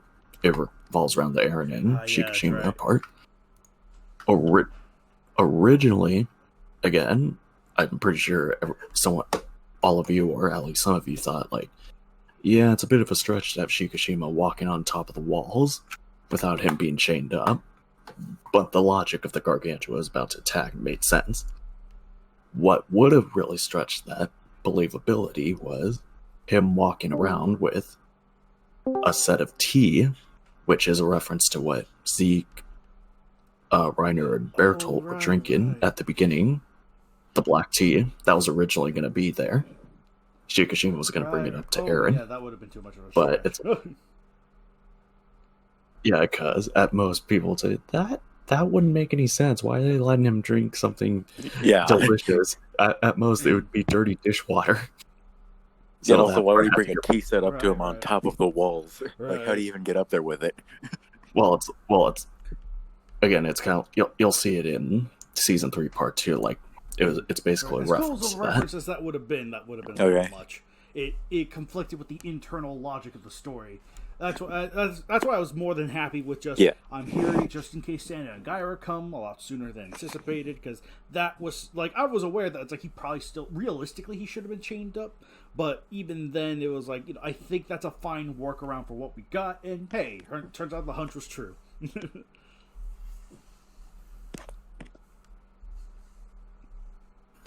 And then the other 1 second idea was Hyana's wounds were actually going to be a lot more grave. Like, Bacon will immediately know where I'm going with this, but with her back not just being like reduced to muscle, it would have been like showing her spinal cord, kind of like Jason Voorhees rising out of the lake from part 7. Cool. Again, it makes sense for Jason because he's Jason Voorhees, not for a woman who barely survived. Assets of Titan. So I immediately go, nah, that's too far. Yeah, that would either be like she's dead or she's never waking up. That would have been a little much. Mm-hmm. So, but oh god, now I'm just picturing that same scene except for Aaron's just having an emotional meltdown. Because coma. But yeah, freaking. Ooh. That's what Nagoda would have done if he was writing this. And obviously, I wanted to end this on a happier note because 2020 was a shit year. Yeah. No. I think actually the ending with Hyana was actually like one of the first things written with Alex when he came on board, and I was like, the very first thing I wrote. Scene to where it's like, you know, no matter how this goes, we could always loop it back in an easy way. It was like, oh. Yes. Oh my gosh. No, it was like the moment that happened, I was like, we're on to something here. Holy moly. Because I was actually a little reluctant at the idea of bringing Hyana back, because it was like, she died. I was like, I don't know how I would bring her back in a believable fashion that makes at least some sense within the movie. And I was like, oh yeah, no, maybe Air upon his, since he had held her in his hands, I figured maybe the transformation she had, like, you know, was binded with him in a weird way. That's what I was suggesting near the beginning too. It was like a weird warmth, and that was supposed to be her. So I was like, oh, and I was like, okay, good, we have a way to do it. And then, you know, as things sort of progressively grew and grew, I was like, hey, you know, it's like this was a good thing to keep after all, because it keeps a drive going. And likewise, Aaron at least had something to come back to, even if he had been anxious about it for so long, you know. But yeah, and that's something I definitely want to do with her is keep her the way she is now. I do not want like a magical drug or anything, because I want to keep those consequences. Sure. But what if she got injected with Titan Serum? We'll let circumstances talk that one out. But the point is, I don't think we want her to have, we want to keep her crippled because it's a scar from war, and I think that's very important to keep moving forward. So, I know, I'm just I know you are. Jerk.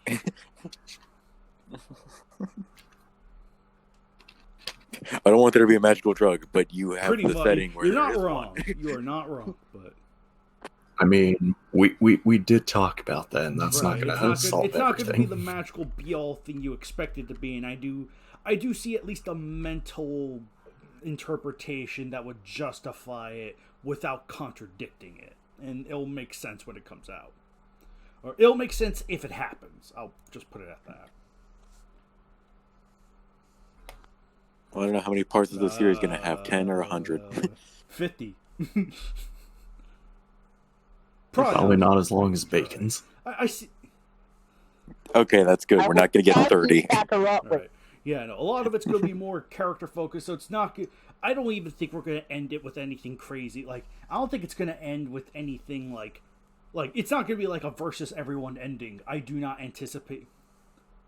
Well, no, of course not, but still, just like, I imagine the ending is still going to be big. It's going to be big, yeah.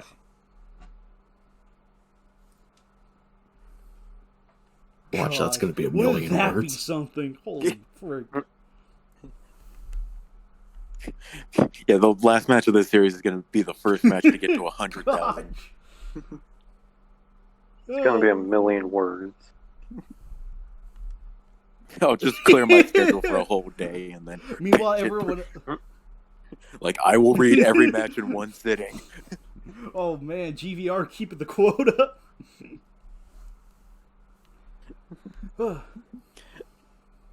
Like, no one's going to be able to read this match in one sitting. It's 100,000 words. Meanwhile, me just at like 3 a.m. I finished the match.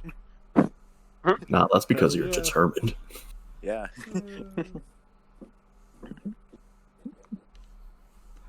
But yeah, yeah. But I think with that said, I think we really said what we need to say. So, Alex, do you have anything else that comes to mind, or? I feel like as soon as we move on, I'm gonna remember something. Okay. But no, I think we're good. If you remember something, I'll let you talk. Anyway, but yeah, boy, I hope you guys really enjoyed listening to all that. I hope you guys really enjoyed listening to all that right there, because now we're gonna move on to the final KWC, not KWCE, KWC. Match 319, Cyber Godzilla versus Mechanicong from Dan Rogers, a new writer, and two monsters that haven't seen action in a while. The podcast is just going to end after Yeah, 64, right. aren't we? Wait. Oh, lordy. Dan Rogers isn't a known writer. He isn't a Connell or a Tyler Tracelock. And these monsters aren't Godzilla. This isn't Godzilla versus Kong. You lied to me. You lied to me. Where's the trailer? Well, okay. Once again, we'll start from the top. GVR, what did you think of 319? Very solid match. I enjoyed the return of Cyber Godzilla and the usage of Mechanicong. I feel like Cyber Godzilla is definitely a kaiju that doesn't get enough love. I thought I enjoyed the sort of conflict between Doctor Who and the Leviathan aliens. Seeing the Leviathan aliens in general was nice because we pretty much never see them. We only saw them in one match. Yeah. Like 2 or 3, I think. But this is the first match where they're actually like a part of the story and it's meaningful. And yeah, the banner looks really good. Like the ending with Cyber Godzilla basically being broken of his mind control and then using the atomic ray to take the win. Yeah, good stuff. Yeah. So, Greyshot, welcome back. First off, if you listen to the podcast for more details on 318, because we went over a bunch of stuff. And secondly, 319, what'd you think of it? Oh, well, for 318, I enjoyed it. It was a much more simple match compared to everything that has come before. But it's not. I'm not saying that's negative. I thought the fight between Mechanicong and Cyber Godzilla was brutal, but still fun. And how he took the win with him again, like him shooting straight through the ice, not causing him to collapse. I think that was a far more creative result, or what could have happened, than if you would have just had him just like hit the grenades or something and explode. I enjoyed that ending. So yeah, nothing too complex, but a pretty nice start for the year. And considering we haven't had Cyber Godzilla in a while in the KWC, I think a lot of people had a positive reaction to it. He's retired now. Not yet. Not yet. Not yet translates into never. I'm kidding. Exactly. Yeah. No. I'm just kidding. I'm kidding. We're not retiring him. Please put your pitchforks down, please. But yeah, did you have anything else? I know this is, my gosh, my brain when talking about 318 is just like. I know it was really cool. Oh, I didn't mention the banner. Fantastic banner. Awesome. Matthew did such a good job with it. I love. My favorite part is the fact that he used an actual image of the show, but he was able to obfuscate it with the snow so well that the snow and the back. Oh, that's really cool. That's what I was going to point out too. Is that the Zilla? I mean, it was funny because Joshua Strip Matter, aka Shin Gojira 14, on the forum / just another of our writers too, was like, "Oh, that's a really cool 3D model for Cyber Godzilla." I was like, "Nope," because I recognize that image anywhere. That's like the official concept art for Cyber Godzilla. But Matthew, Soul Godzilla, King of Little Caesar, did a phenomenal job at converting the 2D image into something that fit within the 3D space. Beautiful. I absolutely adore that. Just that level of creativity. Fantastic job on his part. He did a really, really good job with getting Cyber Godzilla looking organic and menacing in there at the same time. So it's like, that's what I love. It's like, yeah, we demand 3D assets or figures or something that feels within the 3-dimensional space. But if you're able to do stuff like this, like repurposing an art or drawing into something that fits, we're all for it. We are completely all for it, because that's just simply a creative workaround for something that wouldn't have worked otherwise.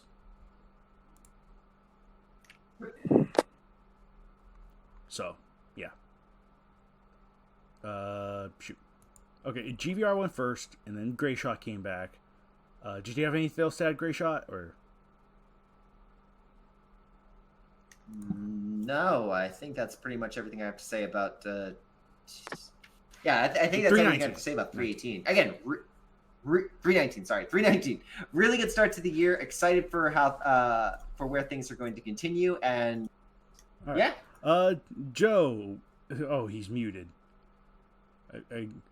Joe. Joe, what do you think of 319? The banner's cool. Hell yeah.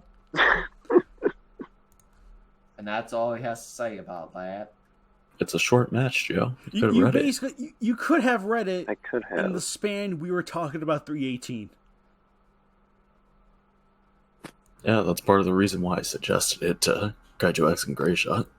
Because after Attack on December, I felt it would be best to start off the year with a short, easy match. And probably right. That definitely helped. Yeah, it definitely. Really did. Yes. So, but I figured, Joe, you probably looked at the banner. We already got the gag this time around. And Alex, did you read 319? Okay. Of course I did. Oh yeah, I was the verifier for it. Yeah, really short, sweet match. Yeah, really good stuff, and fantastic stuff from a new author. No, Not much to say, I sung my but really praise good stuff. the banner, and rightfully so. But the match itself, for my thoughts, rightfully deserves praise too. It's a very fun match between two monsters that are they do sync up well because mechanical counterparts and all that fun stuff. But it's not just that; it's also the again the kind of the human element helps emphasize the monster element more. So it was nice to have Doctor Who and the Leviathans get some much needed love and attention, especially the Leviathans. My gosh, they are underutilized, and I'm glad that there's finally another match that uses them. So what a great way to start 2021 with the reappearance of Cyber Godzilla. That's great. And I do like the ending where Cyber Godzilla, for the time that he's around, is back to being the old G98, being G98 again. You know what? That's cool too. It's nice to see that side of him being touched upon And who knows, if this author has a sequel to this match, that would be awesome. If he doesn't, you know what? It's a fine match by itself. I really like it. So yeah, it's like I don't have like as much to say here since I also looked over the match and I was like, this is good. This is really good. And I think, yeah, Alex had made the suggestion of starting off the match with a new author and a short match. And it had Cyber Godzilla, who needed some much needed attention since he had been seen since 200. So, yeah. But yeah, no, I don't have like anything too crazy to say. This is a very fine match from Dan Rogers, and hey, we hope to see more from you, man. Really do. And Bacon, sure. What'd you think of 319? I liked it when the monkey touched the wizard. The banner's sick as hell. I really liked when Cyber Godzilla started fighting with like Zilla again. The fight itself was very enjoyable. Having Doctor Who be written well is nice because his character in the movie is not the greatest. Bit So, cheese, you might say. yes, cheddar. The match itself is quite enjoyable. It's great to see the Leviathan aliens, and yeah.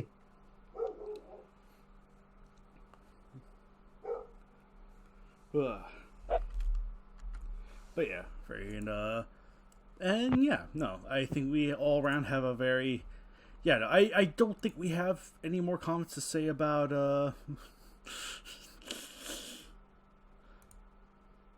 I don't think we have anything else to say concerning 319. I think we all said what we need to say. That said, we do have one KWCE and a more formal announcement, and then finally one more thing to come afterwards. So we'll go over to KWC to the forums. We have one new KWCE, and it is KWCE Match 64, Monster X vs. Jumanji, written by Godzilla vs. Rayquaza, who we have here right now. However, because he is not top, Greyshot, you are top. Did you read Match 64? Okay. I did not, I'll be honest. Okay, we'll skip over you. GVR, give us your thoughts on Match 64. I will let everyone else go first. Alex, what'd you think of Match 64? Or Joe, I'm sorry, my man. Your fucking mind, you racist. I read it during like the first few minutes, and it's really good. I like how Monster X overpowered Gwangi, and like Gwangi wasn't like, he wasn't just like a punching, he wasn't a complete punching bag. He got some good hits in. But the ending surprised me. I didn't expect Gwangi to get his fucking head blown up. Yeah, based on the, I will say I'm not an expert when it comes to Gwangi, but I know he's very much a favorite when it comes to the forum, so him dying is unfortunately shock. Like it was really sudden, and I like it. Thanks. Woo! But you said mean things to me earlier. Fuck you. This match sucks.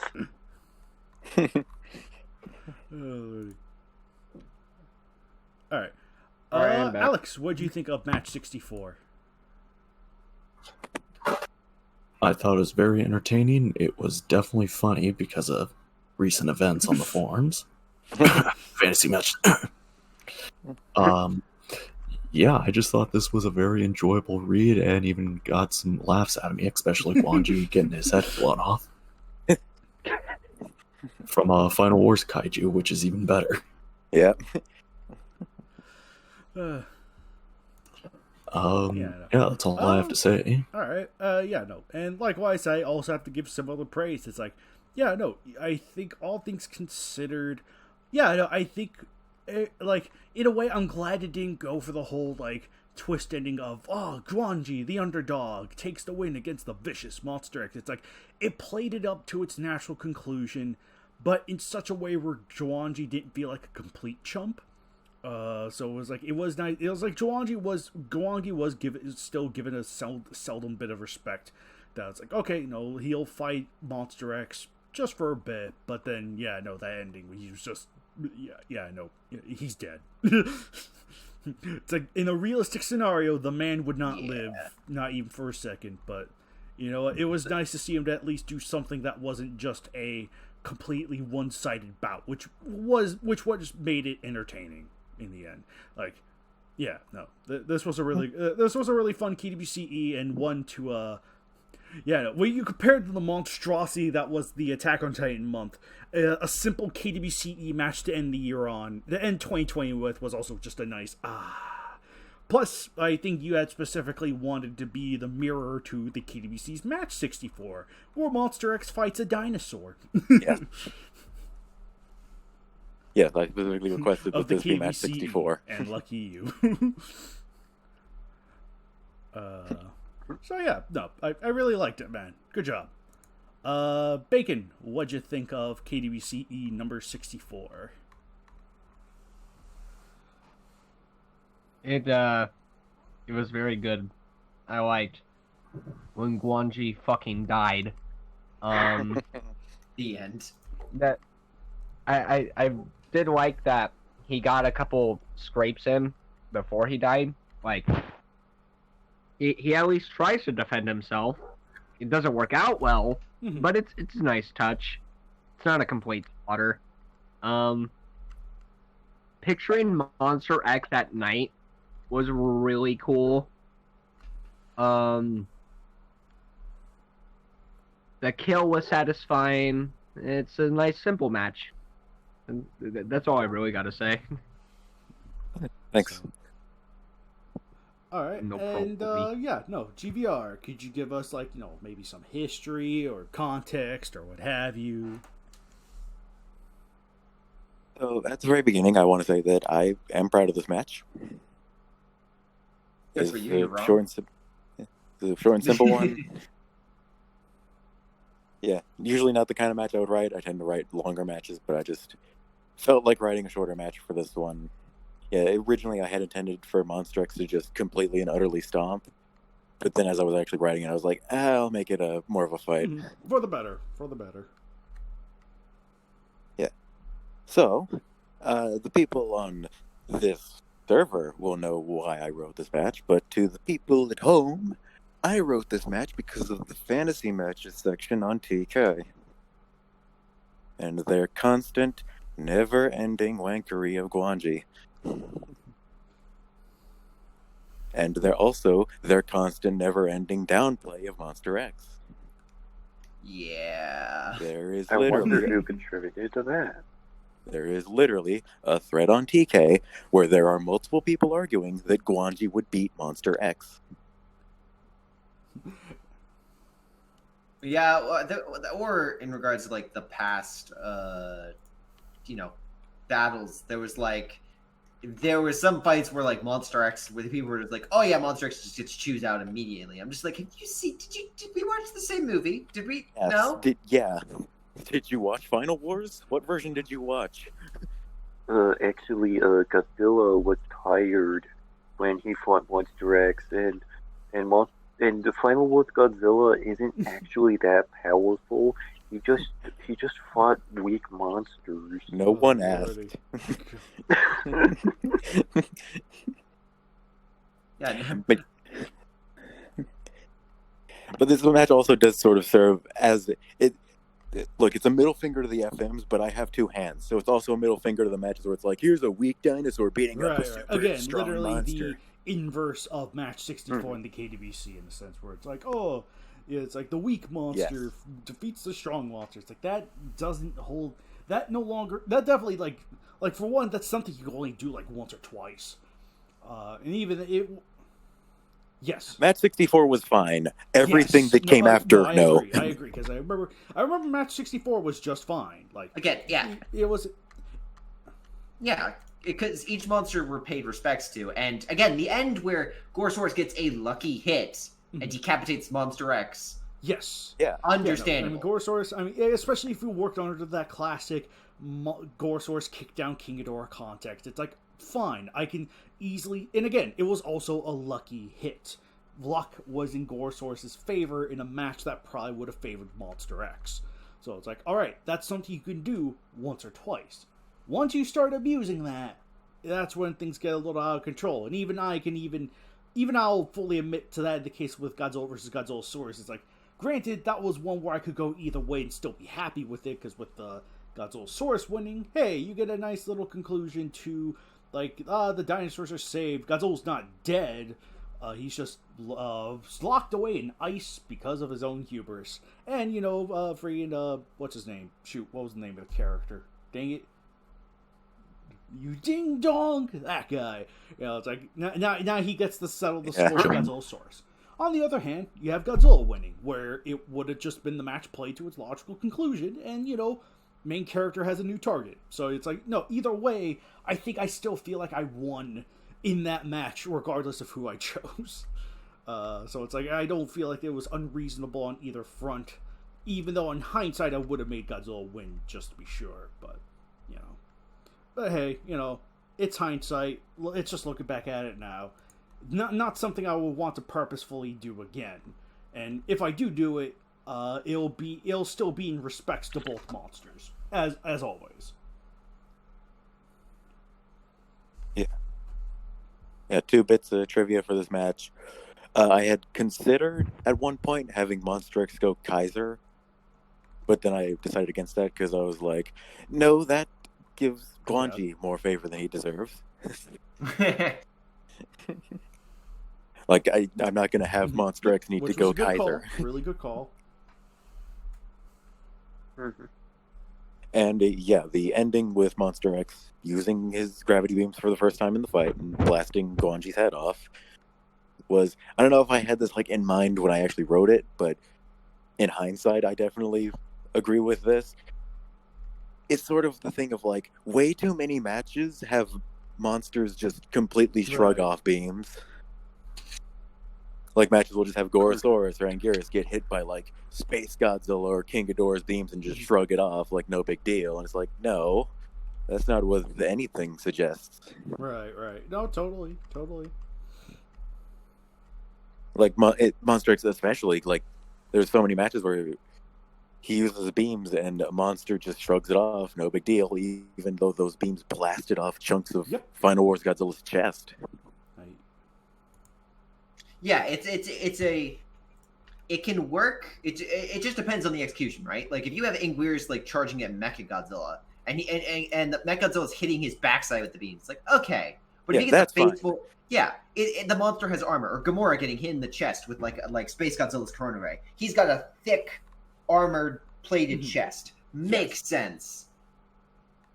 Baragon getting hit by beams. Even though he has an armored back, it's less likely because he's not built for that kind of resilience. Yeah, exactly. Again, depends on the execution, and in this case, I did not read this, but from what you're saying, I would tend to agree. Yeah. That a regular dinosaur cannot handle concentrated alien energy to the skull.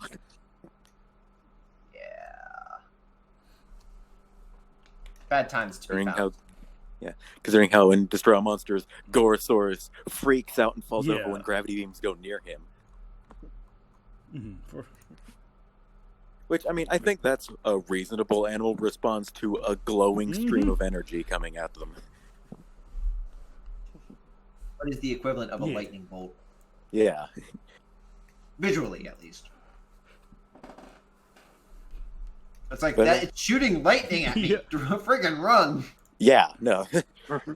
That is how an animal would react to a beam, not just unless you're Anguirus. No big deal. Would probably take it even if it hurt. But yeah, no, it's like Well, yeah, and Garrus was also someone that ran face first into a freaking buzzsaw, so intelligence might not be the and sizing up, he's a if he can tenacious take it or good not, boy. might not That's what be. Angiers is. Yes, tenacious good boy. And yeah, that's all I really have to say about KWCE And I think 64. therefore that ends that particular our discussion of KWCE and KWC related matches. There are at least two big things that I think we want to go over. One from me and one from Greyshot, and I think we could probably conclude the podcast from there. First off, major announcement. And if you haven't heard already, heads up. I will be officially stepping down from the KWCE as its leader, and will be passing the reins to Harley, who you may know on the forums as Shipper's Dreamer. She has done a great job on the editing front, has, made her contributions, and, I felt like she has been, my longtime subordinate. By seniority, I am giving the role to her. Likewise, though, GVR, you've also done a fantastic job at contributing, and I know you had already been a KWCE verifier when we brought you in. So it's nice to have you, you're pretty much auto second in command for me, just because it's you made so many contributions. Yeah. Your matches are really good, both KWC and KWCE alike. The stuff is great, and I look forward to seeing what you and Harley do with the KWCE. Likewise, this also gave me, not only I'm actually kind of surprised how well this turned out when we brought Bacon aboard the staff.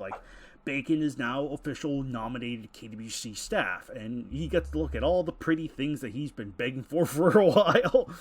But I think that was also a good call, too, because Bacon he has really good insight on things. I was like, yeah, no, I think I am glad I made the right call bringing in Bacon to the fold.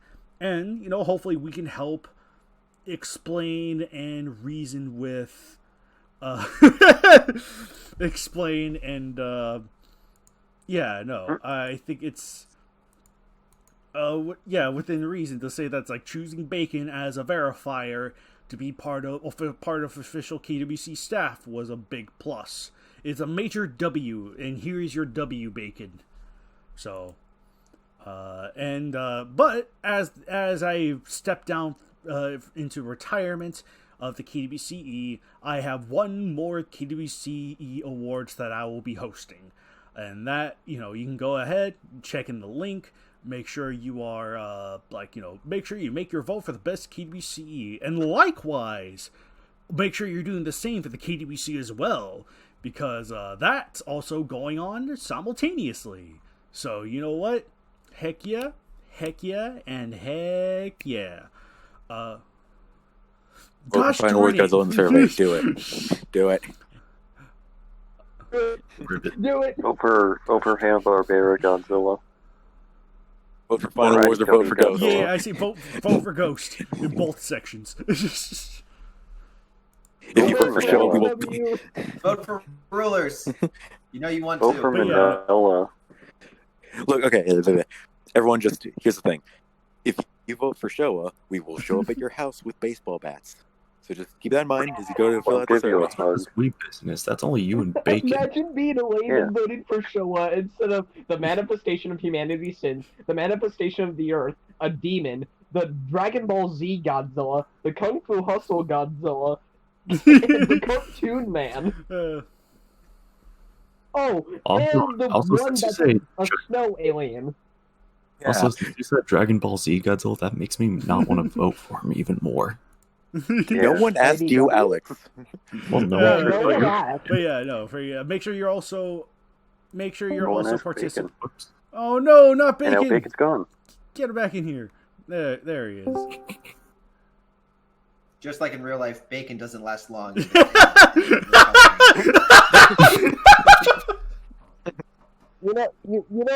You know what's the most annoying thing about that? It's not being kicked out that annoys me. It's that I have to my phone glitches out every time.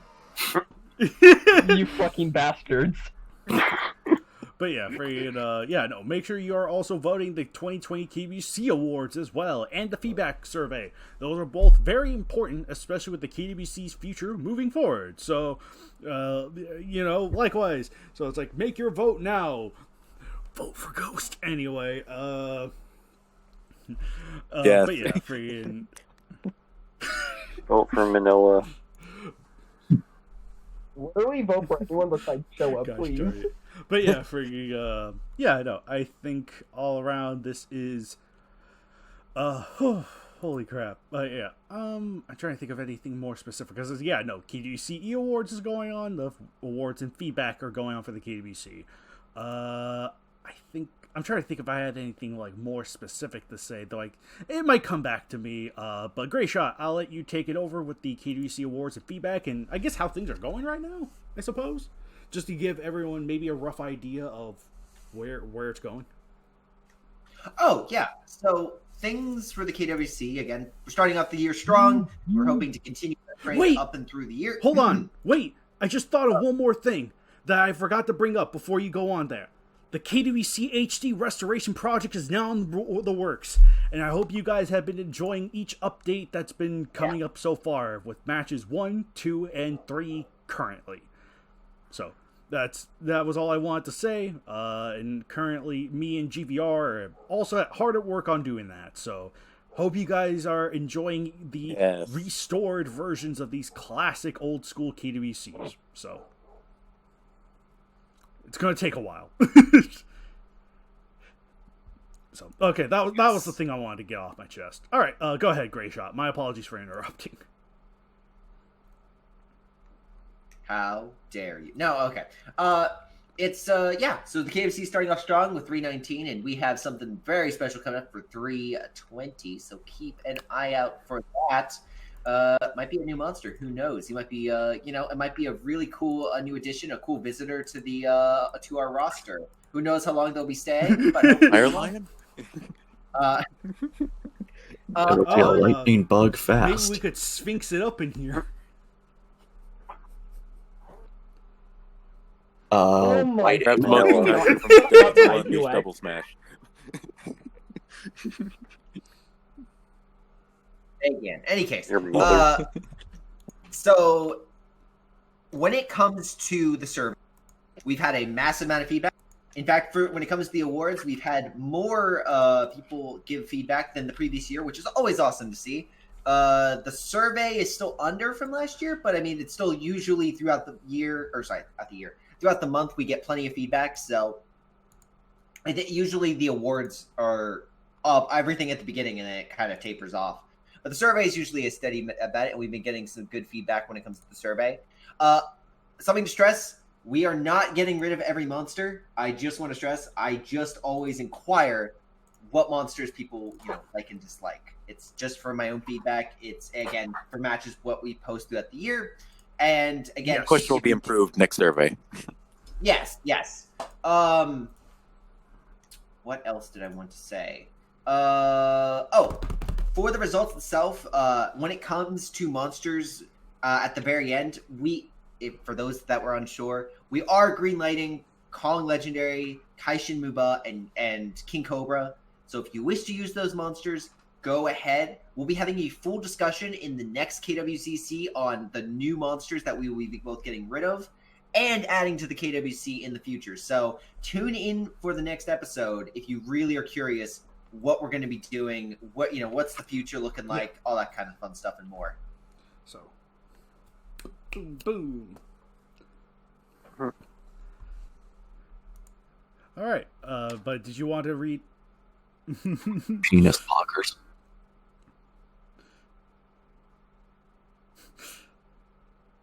So, what were the most successful Or I matches guess, like, this can you year? give us intel on, like, sort of like the statistics of it, or I was about to say, did you want to say that sure. for next time?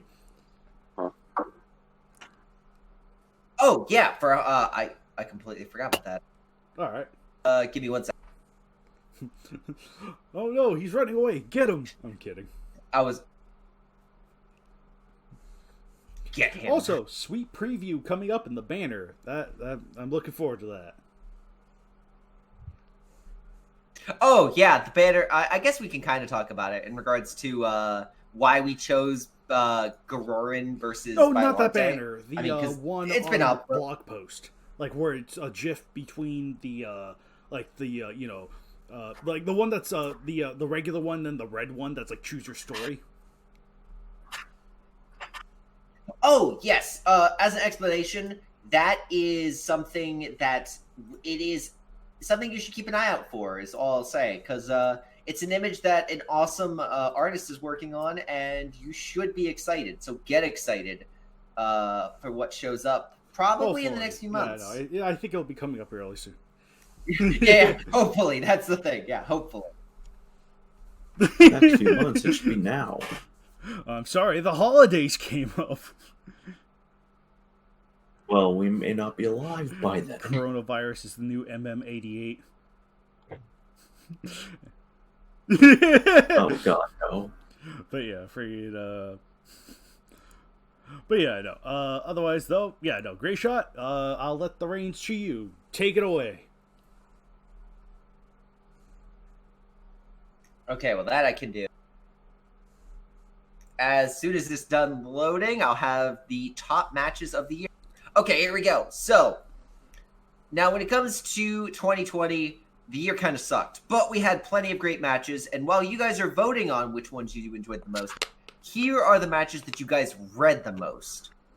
So, number one, the most read match of the year, even though it was it was relatively close, was Gamera Hesai versus everyone. Match 300. Nagoda, can pat yourself on the back.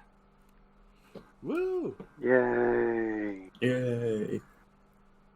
Yes, that match was the most read match of the year, and I can definitely understand why. Oh yeah, It was pretty I think good. it had like all the proper build-up you would need for it. Even if it like even if it has its narrative faults, you know what? The fact that it was on the heels of an awesome month that was celebrating the return of Gamera, who hadn't seen action in a while, and was his 55th anniversary on top of that.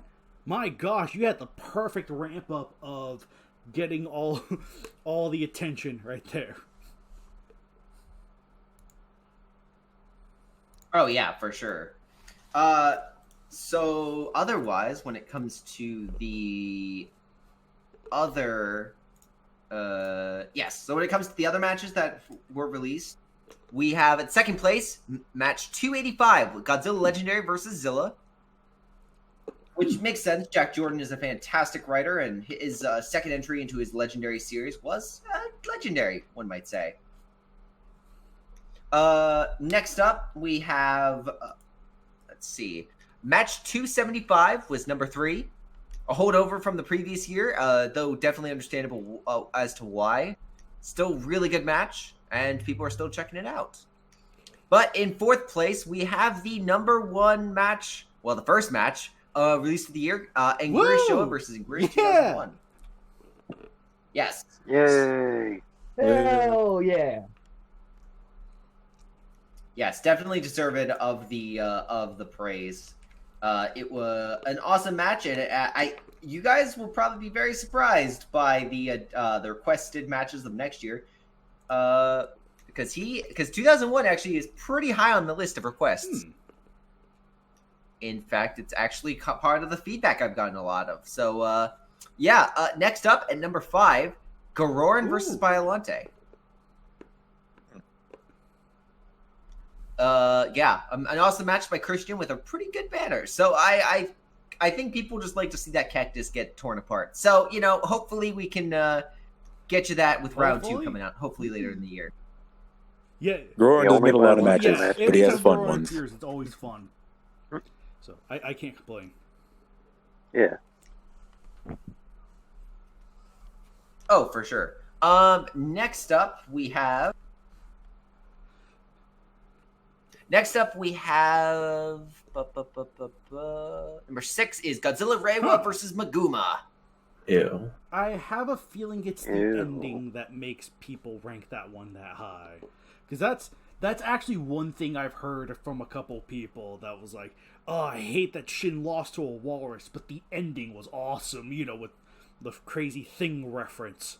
So I have a feeling people, hint, hint, may want more crazy stuff like that. I'm just making note of that. Body horror.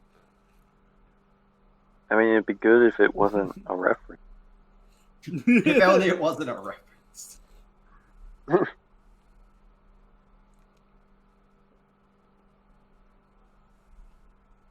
Well, let's see. At number 7, we've got match 270, Bagan versus what it S is the Exilians. Oh, Hell yeah, dude. Hog. Pat yourself on Nice. the back. Yeah, another really good one. Let's see. Number 8 is Anguirus. It's basically match 280. Everyone No versus kidding. Takara. Wow. Yep. And number 9, Mothra Leo and Mothra versus Megaguirus. Ew. oh. And at number 10, the Attack Titan and Ultraman Really? versus Mecha King Ghidorah.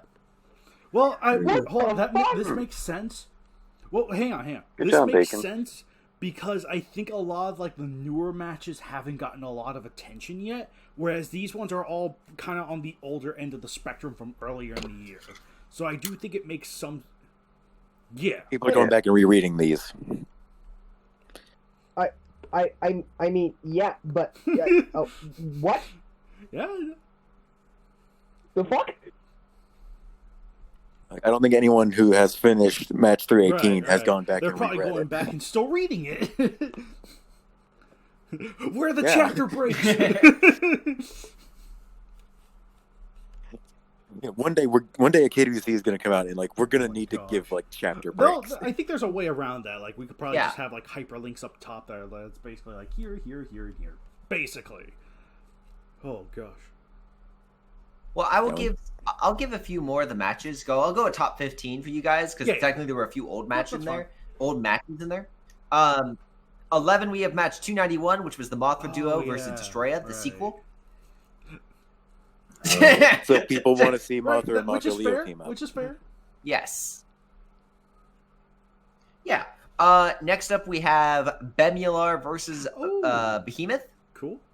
Not surprising. At number 12. Number 13 was King Ghidorah Hesai versus Zilla. Number 14 was King Ghidorah Hesai versus the Terror Beast Oh yeah. Nice. squad. Oh. Intriguing. And the last one was Bagura versus Muto Prime. I was expecting that to be higher, but you know what? I can accept that. Yeah, it usually just takes time for these types of matches to get their up, right? Like it's no note of negativity on the match itself. Yeah. It's just it usually just takes time. Well, it's just like what catches Yeah. people's eye the most.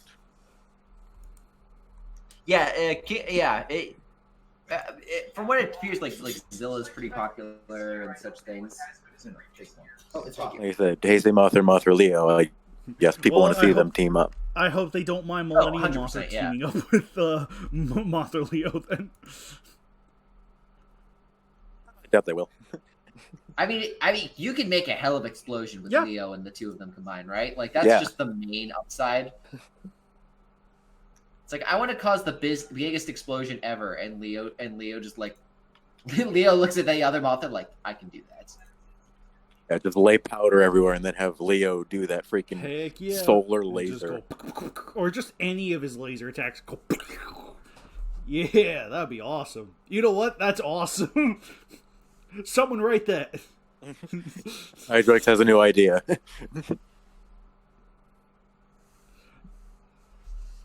Millennium Mothra is actually Mothra Leo's stepmom.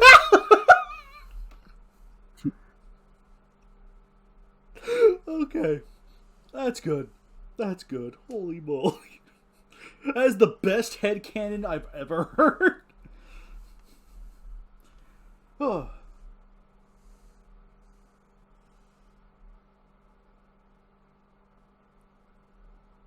Yeah, those were the top matches of the year. Cool. Like, what other categories do we have that you're able to observe with thy eyes?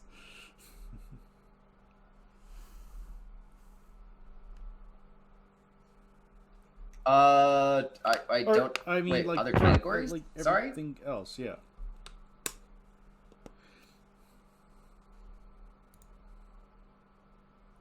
Oh, Yeah, you mean I for like thought the that's what survey? you were reading.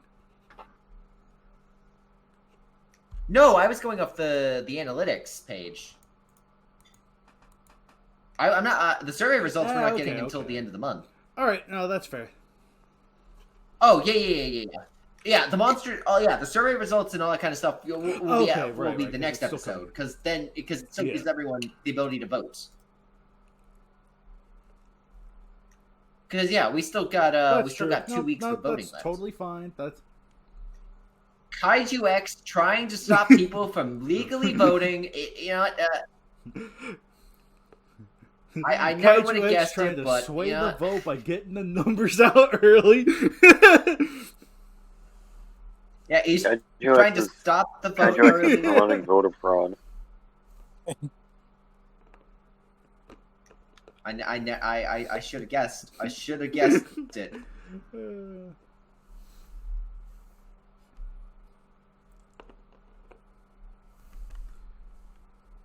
Oh my gosh. But yeah, no. That's alright, no, that's fair. Yeah, hearing the analytical stuff of hearing the analytics of all that, just, okay, yeah, no, that's cool. It's nice to see like what matches are currently getting a lot of attention versus the ones that are like, just So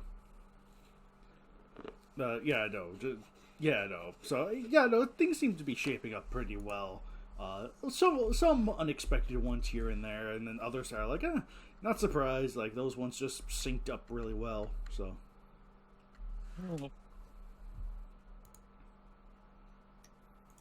Yeah, and again, those are the top matches of the year. It's technically, remember, it's the blog format, so this doesn't take into account KWC, which is also on its own different. Because the blog and the different. Yeah, where I can do the comparison is on different levels. Alright. And again, it does seem like the more recent-ish matches that come out like after 300 or well, not necessarily Moodle Prime was up there, but I'm willing to give the benefit of the doubt that like anything from 311 beyond may just need a little more time before it like registers and like top whatever. Oh, for sure. I mean, usually it takes that you'll probably get the benefit of that. I'm trying to think the best way to pronounce this or to say this, but yeah, it just happens to be the matches that are released early in the year are on the site longer, so more people read them. Because we do get a massive amount of traffic usually when they're released. There are still people that come back and catch up on the ones they missed. Totally. Same in regards to how the survey is currently going as right now. It's like, you get a massive amount of traffic in the first few days, but then gradually you get more and more feedback.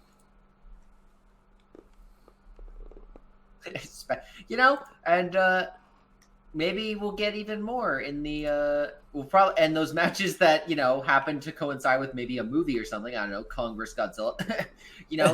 Usually you see those KWCs explode if something's announced or something. You know what I mean? Like, well, gee, it's almost like, I don't know, like something was announced recently that we might be seeing the movie sooner or something. I don't know.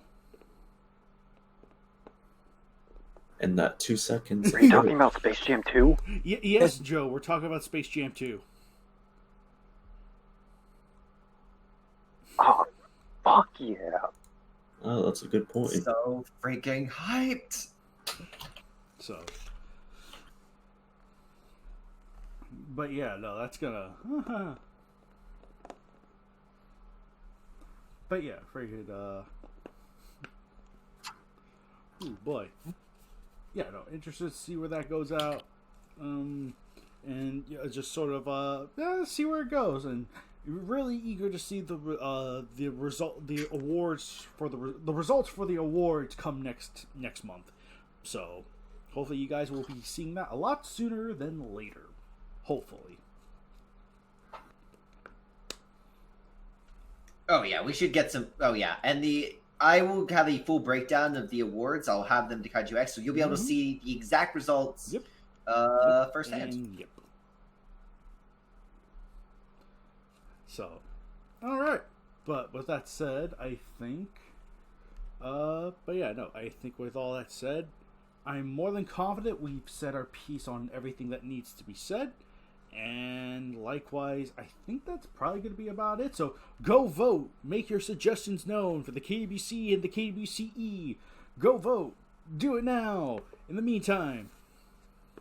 Yeah, if you don't, you have no one to blame but yourself. But in the meantime, thank you everyone for participating in this surprisingly long KWCC. This one's going to take a hot minute, but you know what? I do not mind. But yeah, no, with that said, this has been this month's KWCC. See you guys next time for next month's KWCC.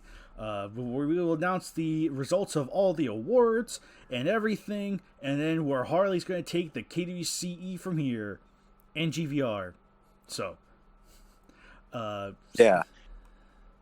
Yeah, Harley doesn't come onto the podcast because like her mic doesn't work super well, so I'm sort of like her emissary for these. Yeah, for sure. GVR, you're gonna have to be Harley's mouth until she can get her mouth back. And Bacon's just there with his thumb up his ass. Gosh darn it. Anyway, Well, fuck you too. But yeah, no. But that said, see you guys next time for the next KWCC. Till then, everyone. Wait, what about those 2 seconds of Kong versus Godzilla?